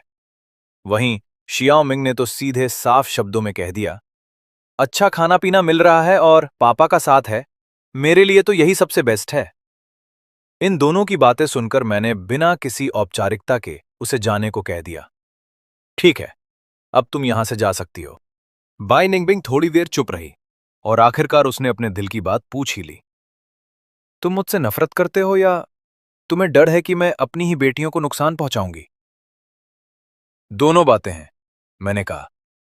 उसने तुरंत सफाई देते हुए कहा, पर मैंने कभी अपनी बेटियों का बुरा नहीं चाहा और ना ही कभी ऐसा सोच सकती हूं। तुमने ऐसा क्यों कहा? मैंने तो बस यूं ही बोल दिया, मैंने बात टालते हुए कहा। बाई निंगबिंग ने अपना सिर हिलाया एंड बोली, तुम ऐसे ही बिना वजह कोई बात नहीं बोलते। अगर तुमने ये बात कही है तो पक्का कुछ न कुछ हुआ है। क्या मुझे बताओगे? मैं जानना चाहती हूं। मैं थोड़ी देर चुप रहा और फिर बिल्कुल ठंडे दिमाग से बोला, क्योंकि 5 साल पहले तुमने मुझे और मेरी बेटियों को मारने के लिए लोग भेजे थे। इसीलिए मुझे तुम पर बिल्कुल भरोसा नहीं है और मैं अपनी बेटियों को कभी तुम्हारे हवाले नहीं करूंगा। ये सुनते ही बाई निंगबिंग के होश उड़ गए। वो दंग रह गई। मैंने तुम्हें और अपनी ही बेटियों को मारने के लिए लोग भेजे? ये कैसे हो सकता है? मेरी आवाज अब और ज्यादा ठंडी और सख्त हो चुकी थी। क्यों नहीं हो सकता? तुम मुझसे नफरत नहीं करती थीं? तुम्हें तो यही लगता था ना कि मैंने और इन बच्चियों ने मिलकर तुम्हारी पूरी जिंदगी बर्बाद कर दी। इतना बोलकर मैं पीछे मुड़े बिना वहां से चला गया। बाई निंगबिंग वहां खड़ी खड़ी खुद से ही बड़बड़ाने लगी, मैं तुमसे नफरत जरूर करती हूं, पर मैं अपनी ही बेटियों को जान से मारने की बात कभी नहीं सोच सकती। पर अगले ही पल जैसे उसके दिमाग की बत्ती जली, उसे पूरा माजरा समझ आने लगा। उसके चेहरे पर गुस्सा साफ दिखने लगा और वो गुस्से में बड़बड़ाई, कमीने, मेरी बेटियों पर हाथ डालने की हिम्मत कैसे हुई? एक के बाद एक कई दिन बीत गए, पर बाई निंगबिंग फिर कभी मुझसे मिलने नहीं आई। मैं दिल ही दिल में यही दुआ कर रहा था कि उसने शियाओकी और शियाओमिंग का पीछा छोड़ दिया हो और मुझे भी बख्श दिया हो। तभी अचानक मां ने मेरे चेहरे के आगे हाथ हिलाया। अरे फैंगशियान्यू, फैंगशियान्यू, कहाँ खो गए? जो हम कह रहे हैं उस बारे में कुछ सोचा तुमने? मैं हड़बड़ाकर होश में आया। अरे, हाँ मां, आप लोग क्या बात कर रहे थे? मां ने मुझे घूरते हुए कहा, वही जो हम इतनी देर से कह रहे हैं, जरा उस शादी वाले रिश्ते के बारे में सोचो। मैं बिल्कुल ब्लैंक हो गया। मुझे समझ ही नहीं आया कि बात घूम फिरकर मेरे ऊपर कब आ गई। शादी? कैसी शादी? और किसकी शादी? मां ने अपना सिर पकड़ लिया। हद है भाई, इसका मतलब मैं और तुम्हारी बड़ी मौसी इतनी देर से जो रामायण गा रहे थे, तुमने उसमें से एक शब्द भी नहीं सुना? बड़ी मौसी ने हंसते हुए बात संभाली और कहा, अरे बात यह है कि मेरी नजर में एक लड़की है। वो कॉलेज में प्रोफेसर है और अभी तक सिंगल है। तो मैं सोच रही थी कि क्यों ना तुम दोनों की बात चलाई जाए। ये सुनते ही मेरा सिर चकराने लगा। मैंने परेशान होकर अपना माथा पकड़ लिया। मौसी, मैं अभी इन सब चक्करों में नहीं पड़ना चाहता। मेरा इन चीजों में कोई इंटरेस्ट नहीं है और वैसे भी मेरी पहले से ही बेटियां हैं, तो मैं अब क्यों किसी से रिश्ता जोड़ूं? खामखा किसी और की जिंदगी क्यों खराब करना? मां ने तुरंत टोकते हुए कहा, अरे बेटियां हैं, इसीलिए तो तुम्हें जल्दी शादी कर लेनी चाहिए। तुम खुद सोचो, क्या शियाओकी और शियाओमिंग हमेशा बिना मां के ही रहेंगी? मैंने एक बेबसी भरी मुस्कान के साथ कहा, मां, आप खुद ही सोचो, आज के जमाने में ऐसी कितनी लड़कियां होंगी जो किसी ऐसे मर्द से शादी करने को तैयार होंगी जिसका पहले से ही बच्चा हो, और कितने लोग इस सच को खुशी खुशी अपना पाएंगे? मां ने मुझे समझाते हुए कहा, पर जब तक तुम कोशिश ही नहीं करोगे तब तक तुम्हें कैसे पता चलेगा? क्या पता वो लड़की शियाओ की और शियाओमिंग को अपनी बेटियों की तरह अपना ले। जब उन बच्चियों की सगी मां ही तुम्हारे साथ घर नहीं बसाना चाहती तो तुम क्यों एक ही जगह अपनी जिंदगी बर्बाद कर रहे हो? उनकी बात सुनकर मेरे चेहरे पर एक अजीब सी मुस्कान आ गई। मैंने मजाक में कहा, अच्छा, तो क्या मैं अलग अलग जगह हाथ पैर मारूं ताकि देख सकूं कि कहां ज्यादा आराम से जिंदगी कटती है?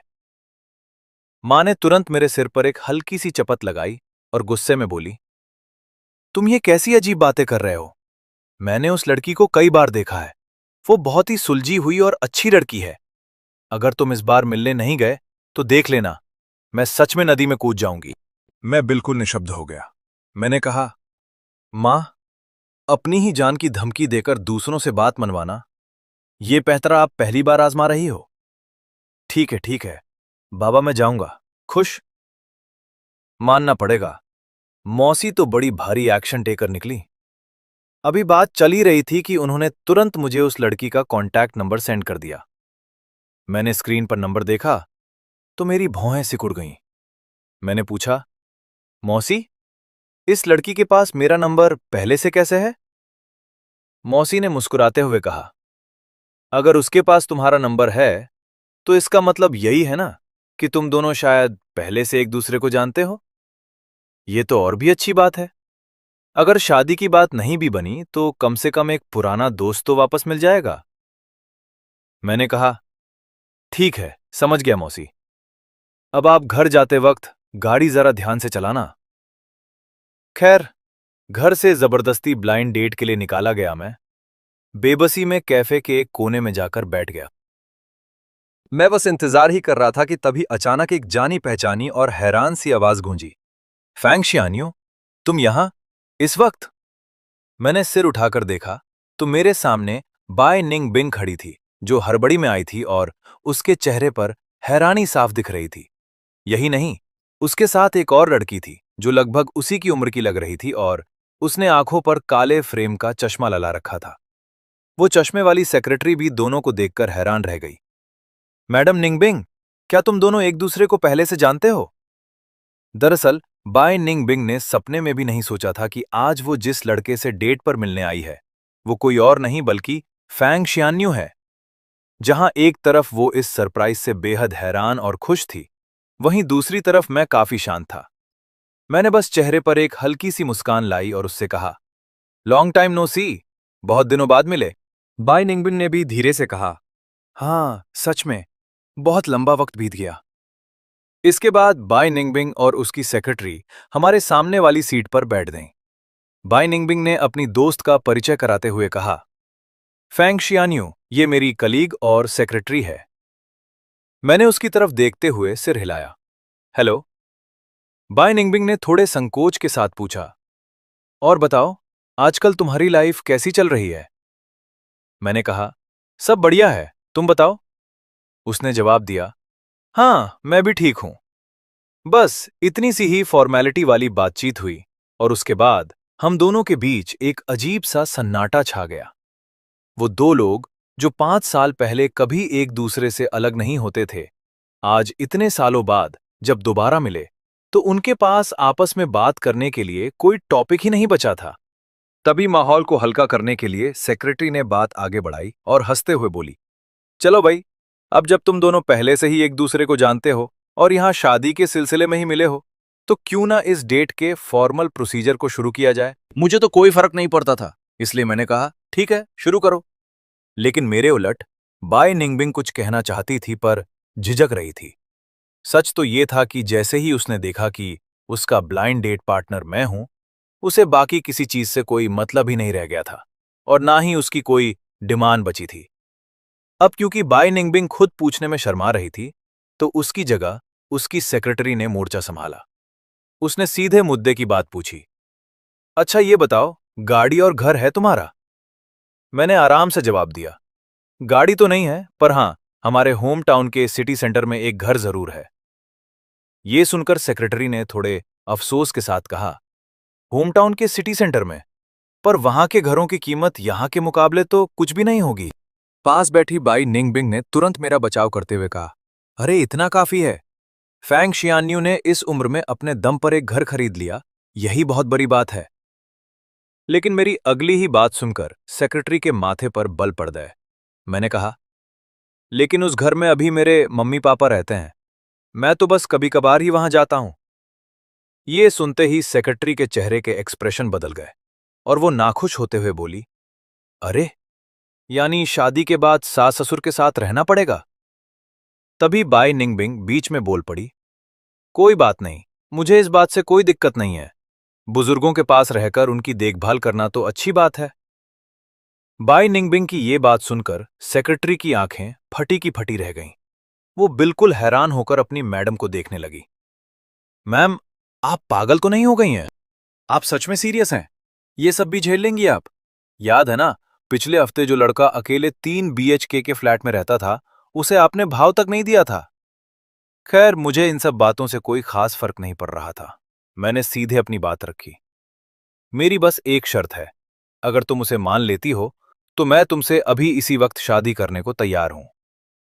ये सुनकर कि मेरे जैसा लड़का भी कोई शर्त रख रहा है, सेक्रेटरी ने तो अपनी आंखें आसमान की तरफ चढ़ा ली। उसके एक्सप्रेशन ऐसे थे मानो कह रही हो, भाई साहब, आपकी अपनी क्या हैसियत है और हमारी मैम की क्या हैसियत है, जरा देखो तो सही। लेकिन बाइनिंग बिंग को इन सब बातों की कोई परवाह नहीं थी। उसे तो बस इस बात की फिक्र थी कि क्या वो और मैं फिर से पहले जैसे हो सकते हैं। वो कभी मेरा पहला प्यार वाइट मूनलाइट थी और मैं भी तो उसका पहला प्यार था। आज जब उसे दोबारा मौका मिला तो उसकी आंखों में एक चमक आ गई। उसने अपने दिल की धड़कनों को काबू करते हुए पूछा, अच्छा बताओ, क्या शर्त है तुम्हारी? मैंने उसकी आंखों में देखते हुए बिल्कुल संजीदगी से कहा, मेरी 2 बेटियां हैं। दूसरी तरफ श्याओकी अपनी गोद में एक सफेद रंग का प्यारा सा खरगोश लिए एक बड़े से बंगले के मेन गेट पर बैठी हुई थी। वो खरगोश को सहलाते हुए बोल रही थी, खरगोश प्यारे, चलो जल्दी से ये गाजर खा लो। तभी अचानक एक चमचमाती लाल रंग की फेरारी कार कोने से मुड़ी, सीधे उस बंगले के गेट के सामने आकर रुक गई। श्याओकी ने जैसे ही सिर उठाकर देखा तो कार से एक बेहद खूबसूरत, रौबदार और अमीर दिखने वाली औरत नीचे उतरी। श्याओकी ने अपना छोटा सा सिर थोड़ा टेढ़ा किया और अपनी बड़ी बड़ी आंखों को मटकाते हुए बोली, अरे मम्मा। वहीं पास बैठी शियाओमिंग कुछ नहीं बोली।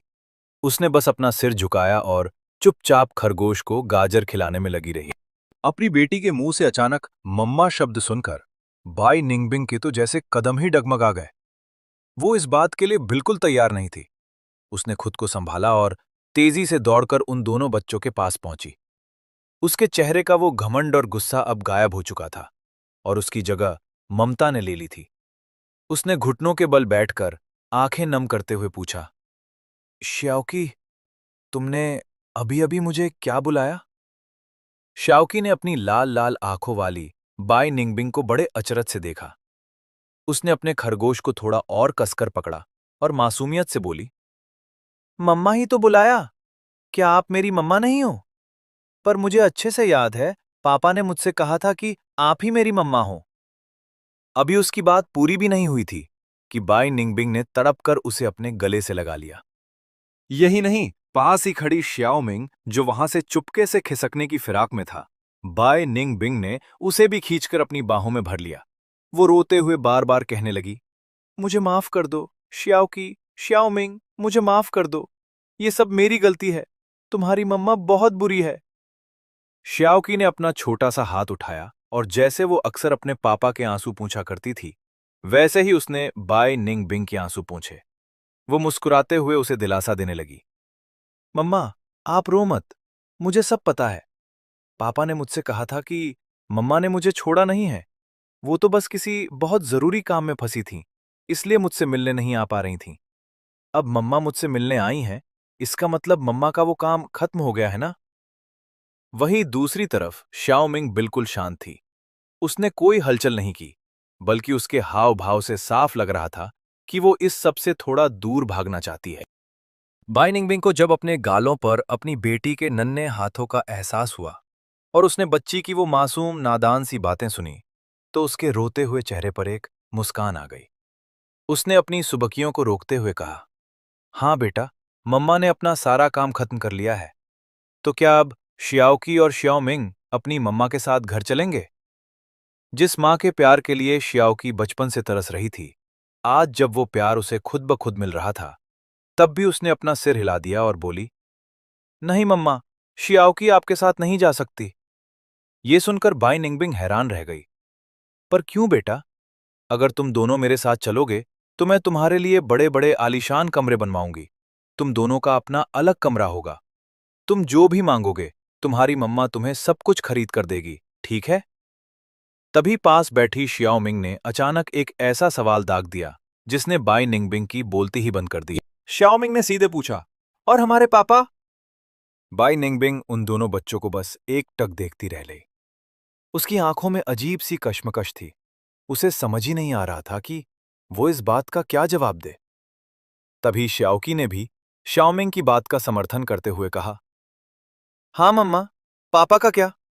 क्या आप सच में पापा को पसंद नहीं करती? इसीलिए आप उन्हें अपने साथ नहीं ले जाना चाहती? ये सुनकर बाय निंगबिंग ने अपना निचला होठ दांतों तले दबा लिया। सच तो ये था कि वो खुद नहीं जानती थी कि वो फैंग शियान्यू का सामना कैसे करे। श्याओकी ने अपना मुंह फुलाते हुए आगे कहा, अगर मम्मा हमारे पापा को पसंद नहीं करती और उनके साथ नहीं रहना चाहती, तो हम भी मम्मा के साथ नहीं जा सकते। हम सिर्फ अपने पापा के साथ रहेंगे। बाई निंगबिंग के चेहरे पर एक ऐसी मुस्कान आई जो रोने से भी बदतर थी। उसे इस बात पर यकीन ही नहीं हो रहा था। उसने टूटती हुई आवाज में पूछा, पर ऐसा क्यों? श्याओकी, श्याओमिंग, क्या तुम दोनों को अपनी मम्मा की याद नहीं आती? क्या तुम मेरे साथ नहीं रहना चाहते? श्याओकी ने अपनी बड़ी बड़ी आंखें झपकाईं और पूरी ईमानदारी से बोली, मम्मा, याद तो आती है, पर श्याओकी पापा को भी नहीं छोड़ सकती। श्याओकी पापा से दूर नहीं रह सकती। श्याओमिंग ने भी कड़े शब्दों में कह दिया, मैं भी पापा को छोड़कर कहीं नहीं जाऊंगी। अब बाई निंगबिंग को अपनी बेटी की बात का मतलब अच्छे से समझ आ चुका था। वो इन दोनों मासूमों का दिल नहीं दुखाना चाहती थी और बस पलक झपकते ही उसने अपने दिल में एक बहुत बड़ा फैसला ले लिया। बाई निंगबिंग ने पूछा, तो श्याओकी, तुम्हारे पापा कहाँ हैं? वो कहाँ गए हैं? लेकिन श्याओकी ने आगे जो बात कही, उसे सुनकर बाई निंगबिंग के पैरों तले जमीन खिसक गई। श्याओकी ने बड़े प्यार से कहा, पापा तो श्याओकी के लिए नई मम्मा ढूंढने गए हैं। श्याओकी, तुम ये क्या कह रही हो? तुम्हारे पापा किसके पास गए हैं? बाई निंगबिंग के होश उड़ चुके थे। तभी पास खड़ी शियाओमिंग ने बात पूरी की। दादी ने कहा है कि पापा हमारे लिए एक नई मम्मा लाने गए हैं और पापा अभी उसी नई मम्मा से मिलने गए हैं। ये सुनते ही बाई निंगबिंग गुस्से के मारे अपने दांत पीसने लगी। वो मन ही मन बड़बड़ाई, एक असली मां यहां सामने खड़ी है। वो तुम्हें नहीं चाहिए? तुम्हें मेरी बेटियों के लिए सौतेली मां ही लानी है ना? उसने अपने गुस्से को काबू करते हुए पूछा, शियाओकी, शियाओमिंग, क्या तुम्हें पता है कि पापा अभी कहाँ है? श्याओकी ने चहकते हुए कहा, हाँ पता है ना, वो सामने कैफे में है। पापा ने कहा था कि वो हमारे लिए वहां से बोबा टी लेकर आएंगे। दूसरी तरफ कैफे के अंदर सेक्रेटरी ने इतनी जोर से चीख मारी कि लगा जैसे कैफे की छत ही फट जाएगी। क्या तुम्हारी पहले से ही बेटियां हैं? बाय निंगबिंग भी बिल्कुल सन्न रह गई। उसे अपनी कानों पर यकीन नहीं हो रहा था। उसने गुस्से और सदमे में अपनी मुट्ठियां इतनी जोर से भींच लीं कि उसके नाखून उसकी हथेलियों में चुभने लगे। उसने कांपती आवाज में पूछा, तुम ये क्या कह रहे हो फैंग शियान्यू? मैंने बिल्कुल शांत रहकर सच बता दिया। मेरी 2 बेटियां हैं और वो अब 5 साल की हो चुकी हैं। ये सुनते ही शॉर्ट टेम्पर्ड सेक्रेटरी का पारा 7वें आसमान पर पहुंच गया। उसने झटके से बाय निंगबिंग का हाथ पकड़ा और मेरी तरफ बेहद नफरत भरी नजरों से देखते हुए ताना मारा। गाड़ी है नहीं, घर है तो वो भी मम्मी पापा का है। खुद कोई ढंग का काम करते नहीं हो और ऊपर से 2 बेटियों के बाप हो। तुम्हारी इतनी हिम्मत कि तुम यहां शादी के लिए लड़की देखन। मैंने बस अपने कंधे उचका दिए। उसके इन तानों पर मुझे कोई सफाई नहीं देनी थी, इसलिए मैं चुप रहा। लेकिन बाय निंगबिंग के लिए यह बहुत बड़ा झटका था। उसकी 2 बेटियां हैं, वो भी 5 साल की। बाई निंगबिंग का चेहरा पूरी तरह उतर गया और वो अंदर से टूट गई। सेक्रेटरी ने गुस्से में पैर पटकते हुए कहा, मैडम निंगबिंग, चलो यहां से। इस बकवास और घटिया लड़के के मुंह लगने की कोई जरूरत नहीं है। क्या पता वो बच्चियां इसने कचरे के ढेर से उठाई हों, जिन्हें ये आंखों का तारा बनाकर घूम रहा है, और अब चाहता है कि तुम वहां जाकर उनकी सौतेली मां बनो। सेक्रेटरी अपनी बकवास बंद करने ही वाली थी कि तभी पीछे से एक बेहद ठंडी और रौबदार आवाज गूंजी। तुम्हारा बकवास करना खत्म हो गया हो, तो अब अपना मुंह बंद करोगी? मैं जो अब तक सेक्रेटरी को सबक सिखाने ही वाला था, उस आवाज को सुनकर अचानक रुक गया। मैंने जब सिर उठाकर सेक्रेटरी के पीछे देखा, तो मैं दंग रह गया। मैंने हैरान होकर पूछा, तुम यहां क्या कर रही हो? सेक्रेटरी और वो लड़की भी तुरंत होश में आई। उन्होंने जैसे ही पीछे मुड़कर देखा, तो दंग रह गईं। उनके सामने बिजनेस सूट पहने एक बेहद खूबसूरत और अमीर औरत खड़ी थी, जिसके दोनों हाथों में दो छोटी बच्चियां थीं। बाय निंगबिंग ने बस एक ठंडी और तीखी नजर उन पर डाली। उसका रौब और पावरफुल ऑरा इतना खतरनाक था कि अभी तक शेर बन रही सेक्रेटरी की बोलती एक झटके में बंद हो गई। अब उसमें एक शब्द भी बोलने की हिम्मत नहीं बची थी। सेक्रेटरी अनजाने में ही एक कदम पीछे हट गई और डरते डरते उस लड़की के पीछे छुपकर बोली, कौन हो तुम? इसी बीच शियाओकी और शियाओमिंग ने बाय निंगबिंग का हाथ छोड़ा और दौड़कर सीधे मेरी गोद में आ गईं। पापा! बाय निंगबिंग ने ठंडे लहजे में कहा, मैं वही औरत हूं जिसके बारे में तुम अभी कह रही थी कि उसने अपने बच्चों को छोड़ दिया। और तुमने अभी अभी कहा ना कि मेरी बेटियां कचरे के ढेर से उठाई हुई हैं। तो तुम्हारे कहने का मतलब यह है कि मैंने अपनी बेटियों को जानबूझकर कचरे में फेंक दिया था? सामने खड़ी 7 फीट ऊंचे एटीट्यूड वाली बाय निंगबिंग के आगे अभी तक आसमान पर उड़ रही सेक्रेटरी की सारी हेकड़ी पल भर में निकल गई और वो भीगी बिल्ली बन गई। बाय निंगबिंग ने उसकी तरफ दोबारा देखा तक नहीं। वो उन दोनों को इग्नोर करती हुई सीधे मेरे पास आई और उसने आते ही जो बात कही, उसने कैफे में मौजूद हर एक इंसान के होश उड़ा दिए। उसने मुझसे कहा, घर वापस नहीं चलोगे? अगर तुम तैयार हो तो मैं अपनी शर्तों में थोड़ा बदलाव करने को तैयार हूं। होम टाउन के उस घर को छोड़ो।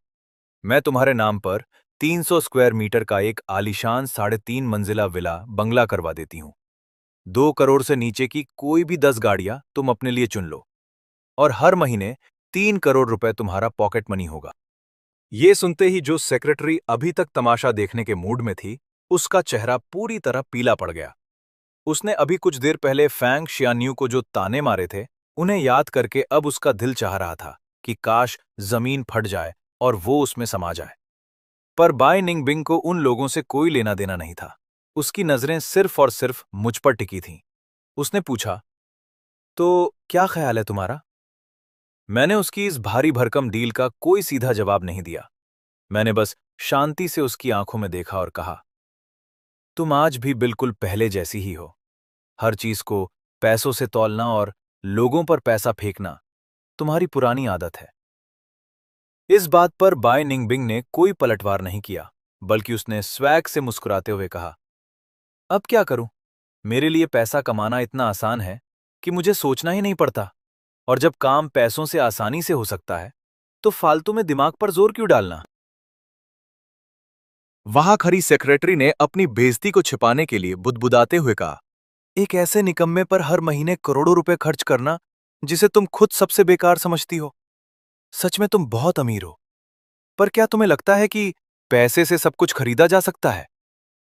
बाय निंगबिंग ने उसकी तरफ देखा भी सा नहीं है, पर मुझे एक बात अच्छे से पता है, हर इंसान की अपनी एक कीमत होती है, और अगर कोई बिकाऊ नहीं है, तो इसका सीधा सा मतलब है कि तुमने उसे अब तक सही कीमत नहीं दी है। मैं तो बस ये देखना चाहती हूं कि क्या मैं अपने पैसे के दम पर फैंग शियान्यू का ये घमंड तोड़ सकती हूं या नहीं। मुझे लगता है इसमें बड़ा मजा आएगा। बाय निंगबिंग को इस तरह घमंड में चूर और पूरी तरह कॉन्फिडेंट देखकर मैंने एक ठंडी हंसी हंसी। मैंने उसे एक लुक दिया, उसकी तरफ से अपना ध्यान हटाया और अपनी दोनों बेटियों को साथ लेकर कैफे से बाहर जाने लगा। पर जैसे ही मेरे कदम कैफे के मेन गेट के बाहर निकलने वाले थे, पीछे से बाय निंगबिंग की आवाज फिर से गूंजी, चलो बैठकर बात करते हैं। अगर तुम आज बात नहीं करोगे तो मैं बिना थके बार बार तुम्हारे और मेरी बेटियों के सामने आती रहूंगी। तुम चाहे दुनिया के किसी भी कोने में छुप जाओ, मैं अपनी पूरी ताकत लगा दूंगी तुम्हें ढूंढने में। क्या तुम सच में मेरी बेटियों को लेकर पूरी जिंदगी इस तरह छुपते रहना चाहते हो? बाई निंगबिंग की इस बात ने मेरे कदमों को वहीं रोक दिया। मैंने थोड़ा सा मुड़कर उसकी तरफ देखा और ताना मारते हुए कहा, वाह, अब तुम दूसरों को धमकियां भी देने लगीं। उसने कंधे उचकाते हुए कहा, क्या करूं, मेरे पास कोई और रास्ता भी तो नहीं है। तुम जैसे ढीठ इंसान पर ना तो प्यार का असर होता है और ना ही गुस्से का। तुम तो उस प्रेशर कुकर की तरह हो जिसे कितना भी उबाल लो कोई फर्क नहीं पड़ता। खैर, तुम्हारे पास अब भी चॉइस है। तुम चाहो तो अपनी बेटियों को लेकर अभी जा सकते हो, पर हां, मैंने जो कहा है मैं वो करके रहूंगी। मैं कुछ पलों के लिए बिल्कुल शांत रहा। फिर मैंने अपना चेहरा घुमाया और बिल्कुल शांत आवाज में कहा, पास में ही एक होटल है, वहीं चलकर बात करते हैं। ये देखकर कि मुझ जैसे अड़ियल इंसान ने आखिरकार अपनी जिद छोड़ दी है, बाई निंगबिंग ने भी अंदर ही अंदर राहत की सांस ली। उसने अपना सिर हिलाया और मेरे पीछे बेचे कैफे से बाहर आ गई। हमें इस तरह जाते हुए देखकर उस लड़की की आंखों में अजीब सी कश्मकश और दुख साफ दिख रहा था। वो मन ही मन सोचने लगी, फैंग शियान्यू, पिछले कुछ सालों में तुम्हारी जिंदगी में ऐसा क्या हुआ है? चीजें इस हद तक कैसे बदल गईं? कैफे से बाहर निकलने के बाद मैंने अपनी दोनों बच्चियों को उनकी पसंद की मैंगो स्मूदी खरीद कर दी। इसके बाद हम पास के ही एक होटल में पहुंचे और मैंने वहां कुछ घंटों के लिए एक रूम बुक कर लिया। कमरे में आते ही मैंने बाई निंगबिंग की तरफ देखा और मजाक उड़ाते हुए कहा, वैसे तुम जैसी इतनी बड़ी कंपनी की सीईओ मुझ जैसे एक आम लड़के के साथ होटल के कमरे में आ रही है, तुम्हें इस बात का डर नहीं है कि अगर ये बात बाहर लीक हो गई तो तुम्हारी इज्जत और रेपुटेशन का क्या होगा? बाई निंगबिंग ने मेरी तरफ एक तीखी नजर से देखा। वो अच्छे से जानती थी कि मैं आज भी कई साल पहले हुई उन बातों को लेकर बैठा हूं और अपने दिल में नफरत पाले हुए हूं। उसने तुरंत पलटवार करते हुए कहा, मेरी इज्जत और रेपुटेशन तो सालों पहले ही तुम्हारी वजह से मिट्टी में मिल चुकी है, और जब एक बार बदनामी हो ही चुकी है तो अब वो थोड़ी और खराब भी हो जाए तो मुझे कोई फर्क नहीं पड़ता। मैंने भी तंज कसते हुए कहा, तभी मैं कहूं, तुम्हें रत्ती भर फर्क नहीं पड़ता कि तुम किस तरह के लड़के के साथ होटल के कमरे में आ रही हो। मेरी ये बात सुनकर बाई निंगबिंग गुस्से से लाल पीली हो गई। अगर इस वक्त मुझ जैसे ढीठ इंसान ने अपनी दोनों बेटियों का हाथ न पकड़ा होता तो वो पक्का मुझे एक जोरदार लात जमा देती। खैर, इस घमंडी औरत को इस तरह चिढ़ाकर और गुस्से में देखकर मेरे दिल को एक अजीब सा सुकून मिल रहा था। मैंने बात को आगे बढ़ाते हुए कहा, चलो अब बहुत हुआ, बताओ क्या बात करनी है? जो भी कहना है जल्दी कहो और यहां से रवाना हो। मुझे और मेरी बेटियों को और परेशान मत करो। मेरी बेटियां? ये सुनकर बाई निंगबिंग के माथे पर फिर से बल पड़ गए। उसने बेहद दुखी होकर मुझसे पूछा, फैंग शियान्यू, क्या तुम सच में मुझसे इतनी ज्यादा नफरत करते हो? मैंने बिना किसी झिझक के उल्टा उसी से सवाल दाग दिया, क्यों? क्या मुझे तुमसे नफरत नहीं करनी चाहिए? बाय निंगबिंग को भी यह एहसास हो चुका था कि अगर वो इस टॉपिक पर मुझसे बहस करेगी तो हमेशा की तरह मुंह की खानी पड़ेगी। इसलिए उसने अपनी बात को और नहीं खींचा और सीधे मुद्दे पर आ गई। उसने गहरी सांस लेते हुए पूछा, अच्छा साफ साफ बताओ, तुम्हारी क्या शर्त है? ऐसा क्या करना होगा जिससे तुम मेरी बेटियों को मेरे पास वापस आने दोगे? मैंने अपनी पलकें झुकाईं और बिल्कुल कड़े शब्दों में कहा, शर्त चाहे कोई भी हो, मैं शियाओ की और शियाओमिंग को कभी भी तुम्हारे पास वापस नहीं आने दूंगा। भूल जाओ इस बात को। बाई निंगबिंग ने एक ठंडी आह भरी और कहा, फैन शियान्यू, मैं जानती हूं कि तुम्हें किस बात का डर है, पर तुम मेरा यकीन करो या ना करो, भगवान गवाह है कि मैंने कभी तुम्हें या मेरी बेटियों को कोई नुकसान पहुंचाने की बात नहीं सोची और ना ही कभी कोई साजिश रची। सच तो यह है कि अगर तुमने आज से पहले उन हमलों का जिक्र नहीं किया होता तो मुझे इस बारे में कुछ पता भी नहीं होता। मैंने उसकी आंखों में देखते हुए कहा, तुम्हें पता था या नहीं, इससे अब कोई फर्क नहीं पड़ता, और वो हमले तुमने करवाए थे या नहीं, ये भी अब मायने नहीं रखता। भले ही तुम इस सबसे अनजान थीं, पर उन हादसों का कनेक्शन कहीं ना कहीं तुमसे ही जुड़ा हुआ था। ये सुनकर बाई निंगबिंग के चेहरे पर एक एहसास चमका। तो यही वजह है कि तुम इतने सालों तक मुझसे दूर भागते रहे। तुम मुझसे नफरत करने या मुझसे बदला लेने के लिए नहीं, बल्कि बेटियों की सुरक्षा के लिए छुप रहे थे। मैंने तुरंत बात काटते हुए कहा, किसने कहा कि मैं तुमसे नफरत नहीं करता? क्या तुम नफरत के लायक नहीं हो? एक नंबर की बेवकूफ और मुसीबत हो तुम। ऊपर से हर वक्त चेहरे पर वो सड़ा हुआ एटीट्यूड लेकर घूमती रहती हो। मैंने तंज कसते हुए आगे कहा, जो औरत नॉर्मल दिनों में खुद का ख्याल तक नहीं रख पाती, वो मेरी बेटियों को संभालेगी? जाओ, जाकर कोई मुंगेरी लाल का हसीन सपना देखो।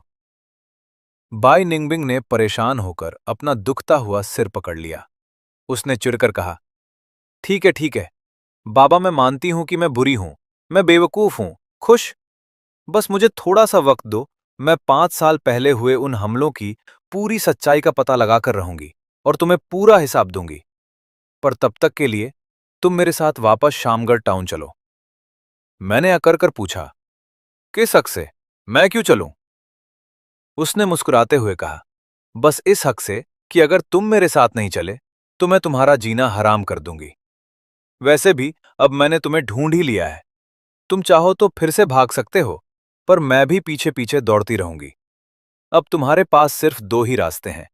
या तो चुपचाप मेरे साथ शामगढ़ टाउन चलो, जहां मैं कुछ वक्त के लिए तुम तीनों का पूरा खर्चा उठाऊंगी, और जो ऑफर्स मैंने दिए थे वो सब भी लागू रहेंगे। जब तक मैं मामले की तह तक नहीं पहुंच जाती, तब तक वहीं रहो।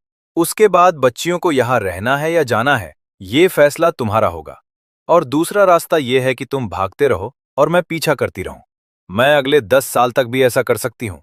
जब तक तुम जिंदा हो, तब तक तुम्हें चैन से जीने नहीं दूंगी। अब दांत पीसने की बारी मेरी थी। मैंने गुस्से में कहा, तुम सच में इतनी बेशर्म हो सकती हो? बाय निंगबिंग ने तो अब पूरी तरह से लाज शर्म छोड़ दी थी। उसने सीना ठोककर कहा, इज्जत शर्म कैसी?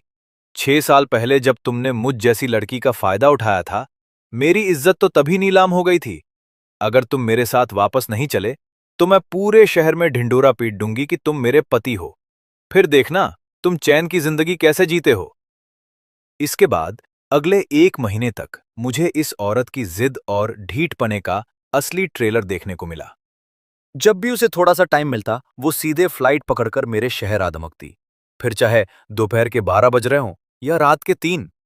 वहीं दूसरी तरफ शियाओकी और शियाओ मिंग भी अपनी इस मम्मा के साथ, जिसे उन्होंने पैदा होने के बाद से कभी नहीं देखा था, घुल मिल गई थीं और उनके साथ खेलने में मस्त रहती थीं। आखिरकार उसकी इस रोज रोज की चिक-चिक और जिद के आगे मुझे घुटने टेकने ही पड़े।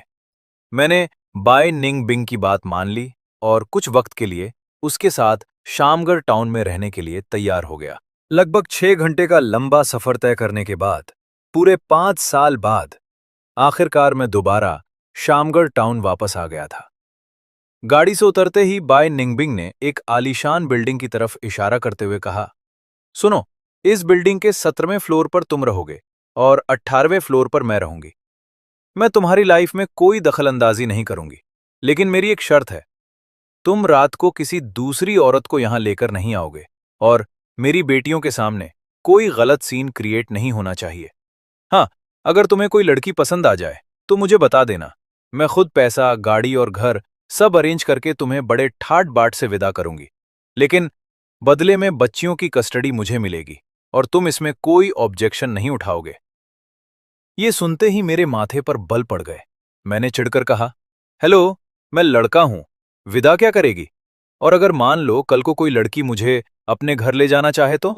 पिछले 1 महीने से साथ रहते रहते बाय निंगबिंग को मुझसे बहस करने की आदत हो चुकी थी। जब तक वो मुझ पर कोई तंज न कस ले, उसे चैन ही नहीं आता था। मैंने बस इस औरत को घूर कर देखा। तभी बाय निंगबिंग ने अपने ब्रांडेड पर्स में से एक गाड़ी की चाबी और 2 बैंक के एटीएम कार्ड निकाले और मेरे सामने टेबल पर पटक दिए। उसने कहा, ये लो, गाड़ी की चाबी और कार्ड, सब तुम्हारा हुआ। मैंने अपनी भौहें सिकोड़ते हुए कहा, मुझे ये सब क्यों दे रही हो? मुझे इसकी कोई जरूरत नहीं है। वैसे भी यहां से मार्केट बहुत पास है, वहां सब कुछ मिल जाता है। मुझे कहीं दूर थोड़ी ना जाना है। बाय निंगबिंग ने मुझे ऊपर से नीचे तक देखा और रौब से बोली, अगर तुम सब्जी मंडी भी जाओगे तो मेरी इसी लग्जरी गाड़ी से जाओगे। मेरे बच्चों के पापा होकर वहां पैदल जाकर मेरी नाक मत कटवाना। और हाँ, रात को खाना मत बनाना, मैं थोड़ी देर में वापस आऊंगी और बेटियों को बाहर डिनर पर लेकर जाऊंगी। इतना बोलकर बाई निंगबिंग जैसे ही जाने के लिए मुड़ी, श्याओकी अपनी मम्मा को जाते देख थोड़ी घबरा गई। उसने तुरंत मासूमियत से पूछा, मम्मा, आप कहाँ जा रही हो? क्या आप श्याओकी और पापा के साथ इस घर में नहीं रहोगी? अपनी बेटी की आवाज सुनकर बाई निंगबिंग तुरंत पीछे मुड़ी। उसने झुककर प्यार से श्याओकी का छोटा सा सिर सहलाया और उसके चेहरे पर एक बेहद खूबसूरत और प्यारी सी मुस्कान आ गई। उसने लाड़ जताते हुए कहा, मेरी प्यारी श्याओकी, मम्मा कहीं नहीं जा रही है। मम्मा तो बस अपने ऑफिस जा रही है। मम्मा शाम को ही वापस आ जाएगी। मेरी प्यारी श्याओकी, तुम चुपचाप मम्मा का इंतजार करना, फिर मम्मा तुम्हें बहुत अच्छा अच्छा खाना खिलाने ले जाएगी, ठीक है? श्याओकी ने बहुत ही समझदारी से अपना सिर हिलाया और बोली, ठीक है मम्मा, पर आप गाड़ी जरा ध्यान से चलाना। श्याओकी और श्याओमिंग आपका इंतजार करेंगे। बाई निंगबिंग ने प्यार से उन दोनों प्यारे बच्चों के गालों को खींचा और मुड़कर अपनी कार में बैठ गई। श्याओमिंग हमेशा की तरह कुछ बोली तो नहीं, पर उसने भी जाते हुए उसे बाय बाय कह दिया। कार का दरवाजा बंद करते वक्त मुझे बाई निंगबिंग की बड़बड़ाने की आवाज साफ सुनाई दे रही थी। वो गुस्से में कह रही थी, एक नंबर के निकम्मे हैं सबके सब। जब देखो तब फोन करके सिर खाते रहते हैं, जल्दी आओ जल्दी आओ। मेरे बिना कंपनी में एक काम नहीं होता इनसे। किसी दिन इन सबको नौकरी से निकाल बाहर करूंगी। बाई निंगबिंग के मुंह से ये गाली गलौज और गुस्से वाली बातें सुनकर और उसकी तेजी से जाती हुई कार को देखकर मेरा मुंह खुला का खुला रह गया। मैं मन ही मन सोचने लगा, इस पागल औरत ने आखिर कब से मेरी तरह गालियां देना और गुस्सा करना सीख लिया? ये तो वही लड़की है ना जिसे गाली सुनने से भी सख्त नफरत थी। तभी श्याओकी ने मेरा हाथ खींचते हुए पूछा, पापा, क्या आज से हम मम्मा के साथ ही रहने वाले हैं? मैंने धीरे से अपना सिर हिलाया। हाँ बेटा, ऐसा ही समझो। अब से अगर श्याओकी को अपनी मम्मा से मिलना होगा तो वो बहुत आसानी से मिल पाएगी। श्याओकी ने अपनी पानी जैसी साफ और बड़ी बड़ी आंखें झपकाईं और मासूमियत से पूछा, मम्मा के साथ रहना तो अच्छी बात है, पर पापा, आपको देखकर ऐसा क्यों लग रहा है कि आप खुश नहीं हो? मैंने उसके छोटे से सिर पर हाथ फेरा और चेहरे पर एक जबरदस्ती की मुस्कान लाते हुए कहा, अरे नहीं, ऐसा कुछ नहीं है। चलो श्याओकी, श्याओमिंग, अब हम ऊपर चलकर अपना नया घर देखते हैं। फिर मैं तुम दोनों को बाहर घुमाने ले जाऊंगा। अब से हमें काफी टाइम तक यहीं रहना है। मैं उन दोनों को लेकर फ्लैट के अंदर आया। ये वही अपार्टमेंट था जहां पहले बाई निंगबिंग रहा करती थी। मैंने एक बड़ा सा कमरा दिखाते हुए कहा, श्याओकी, श्याओमिंग, तुम दोनों इस बड़े वाले कमरे में सोओगे, ठीक है? श्याओकी ने तुरंत ऊपर देखते हुए पूछा, तो पापा आप कहां सोओगे? आपका कमरा कहां है? मैंने कहा, पापा पास वाले कमरे में सोएंगे। ये सुनते ही श्याओकी ने मेरा हाथ पकड़ लिया और अपने गुलाबी गालों को फुलाते हुए जिद करने लगी, नहीं, श्याओकी को तो अपने पापा के साथ ही सोना है। तभी श्याओमिंग ने मेरा दूसरा हाथ पकड़ लिया और बोली, हाँ पापा, मैं भी आपके साथ ही सोऊंगी। मैंने थोड़े बेबस होकर मुस्कुराते हुए कहा, अरे ऐसा नहीं होता भाई, अब तुम दोनों काफी बड़े हो गए हो। अब तुम्हें अकेले सोने की आदत डालनी चाहिए। तुम दोनों पहले भी तो अकेले ही सोते थे ना? वो इसलिए क्योंकि तब पापा हमारे पास लौटकर ही नहीं आते थे। श्याओकी ने उबासी लेते हुए इतनी मासूमियत से कहा कि मेरा दिल पल भर में पिघल गया। मैंने हार मानते हुए कहा, अच्छा बाबा ठीक है, रो मत, लेकिन तुम दोनों को पापा से एक वादा करना होगा। जैसे ही तुम दोनों स्कूल जाना शुरू करोगे, फिर तुम्हें अकेले ही सोना पड़ेगा, ठीक है? उसी रात के ठीक 8 बजे बाई ग्रुप ऑफ कंपनीज के हेड ऑफिस में बाई निंगबिंग अपनी आलीशान ऑफिस चेयर पर अधलेटी हालत में बैठी हुई थी। वो अपनी खूबसूरत उंगलियों से अपना माथा दबा रही थी और उसके चेहरे पर पूरे दिन की थकान साफ दिखाई दे रही थी। उसने घड़ी देखी और खुद से कहा, चलो, अब घर वापस चलने का वक्त हो गया है। बेटियों को डिनर पर भी तो ले जाना है। फिर उसने आवाज दी, सेक्रेटरी। उसकी सेक्रेटरी तुरंत कैबिन के अंदर आई। जी मैम, कोई काम है? बाई निंगबिंग अपना सामान समेटते हुए बोली, मैं आज रात मेन हाउस वापस नहीं जाऊंगी। तुम ड्राइवर और बाकी स्टाफ से कह दो कि उन्हें मेरा इंतजार करने की जरूरत नहीं है। मैं अपनी गाड़ी खुद ड्राइव करके चली जाऊंगी। सेक्रेटरी ने थोड़ा हिचकिचाते हुए कहा, लेकिन मैम, चेयरमैन सर, बाई झान ने कहा था कि आपको आज हर हाल में घर पर डिनर के लिए आना है। आप पिछले 1 महीने से घर नहीं गईं। सर और बाकी सब आपके लिए बहुत परेशान हैं। उन्होंने मुझे खास तौर पर कहा था कि मैं आपको आज घर भेजूं। सुना है घर पर कोई बहुत स्पेशल मेहमान आया है जो आपसे मिलना चाहता है। ये सुनते ही बाई निंगबिंग के हाथ वहीं रुक गए। उसकी खूबसूरत भौहें सिकुड़ गईं। उसने बिना सोचे कहा, उन्हें मना कर दो। कह दो कि मुझे अभी कोई बहुत जरूरी काम है, इसलिए मैं नहीं आ सकती। जब मुझे फुर्सत मिलेगी मैं तब आ जाऊंगी। इतना बोलकर बाई निंगबिंग तेजी से कैबिन से बाहर निकल गई। सेक्रेटरी कुछ कहना चाहती थी, पर उसने अपना मुंह बंद कर लिया और बस बेबसी से मुस्कुराकर रह गई। खैर, बाई निंगबिंग लिफ्ट से ग्राउंड फ्लोर पर पहुंची। वो अभी ऑफिस के मेन गेट से बाहर निकलने ही वाली थी कि तभी अचानक पीछे से एक गहरी और दमदार आवाज गूंजी, निंगबिंग। बाई निंगबिंग ने जैसे ही उस आवाज की तरफ देखा तो उसके मुंह से निकला, गुयू। गुयू मुस्कुराते हुए बाई निंगबिंग के करीब आया और उसने अपने हाथ में लिया हुआ लाल गुलाबों का एक बहुत बड़ा गुलदस्ता उसके आगे बढ़ा दिया। उसने आंखों में देखते हुए कहा, यह तुम्हारे लिए।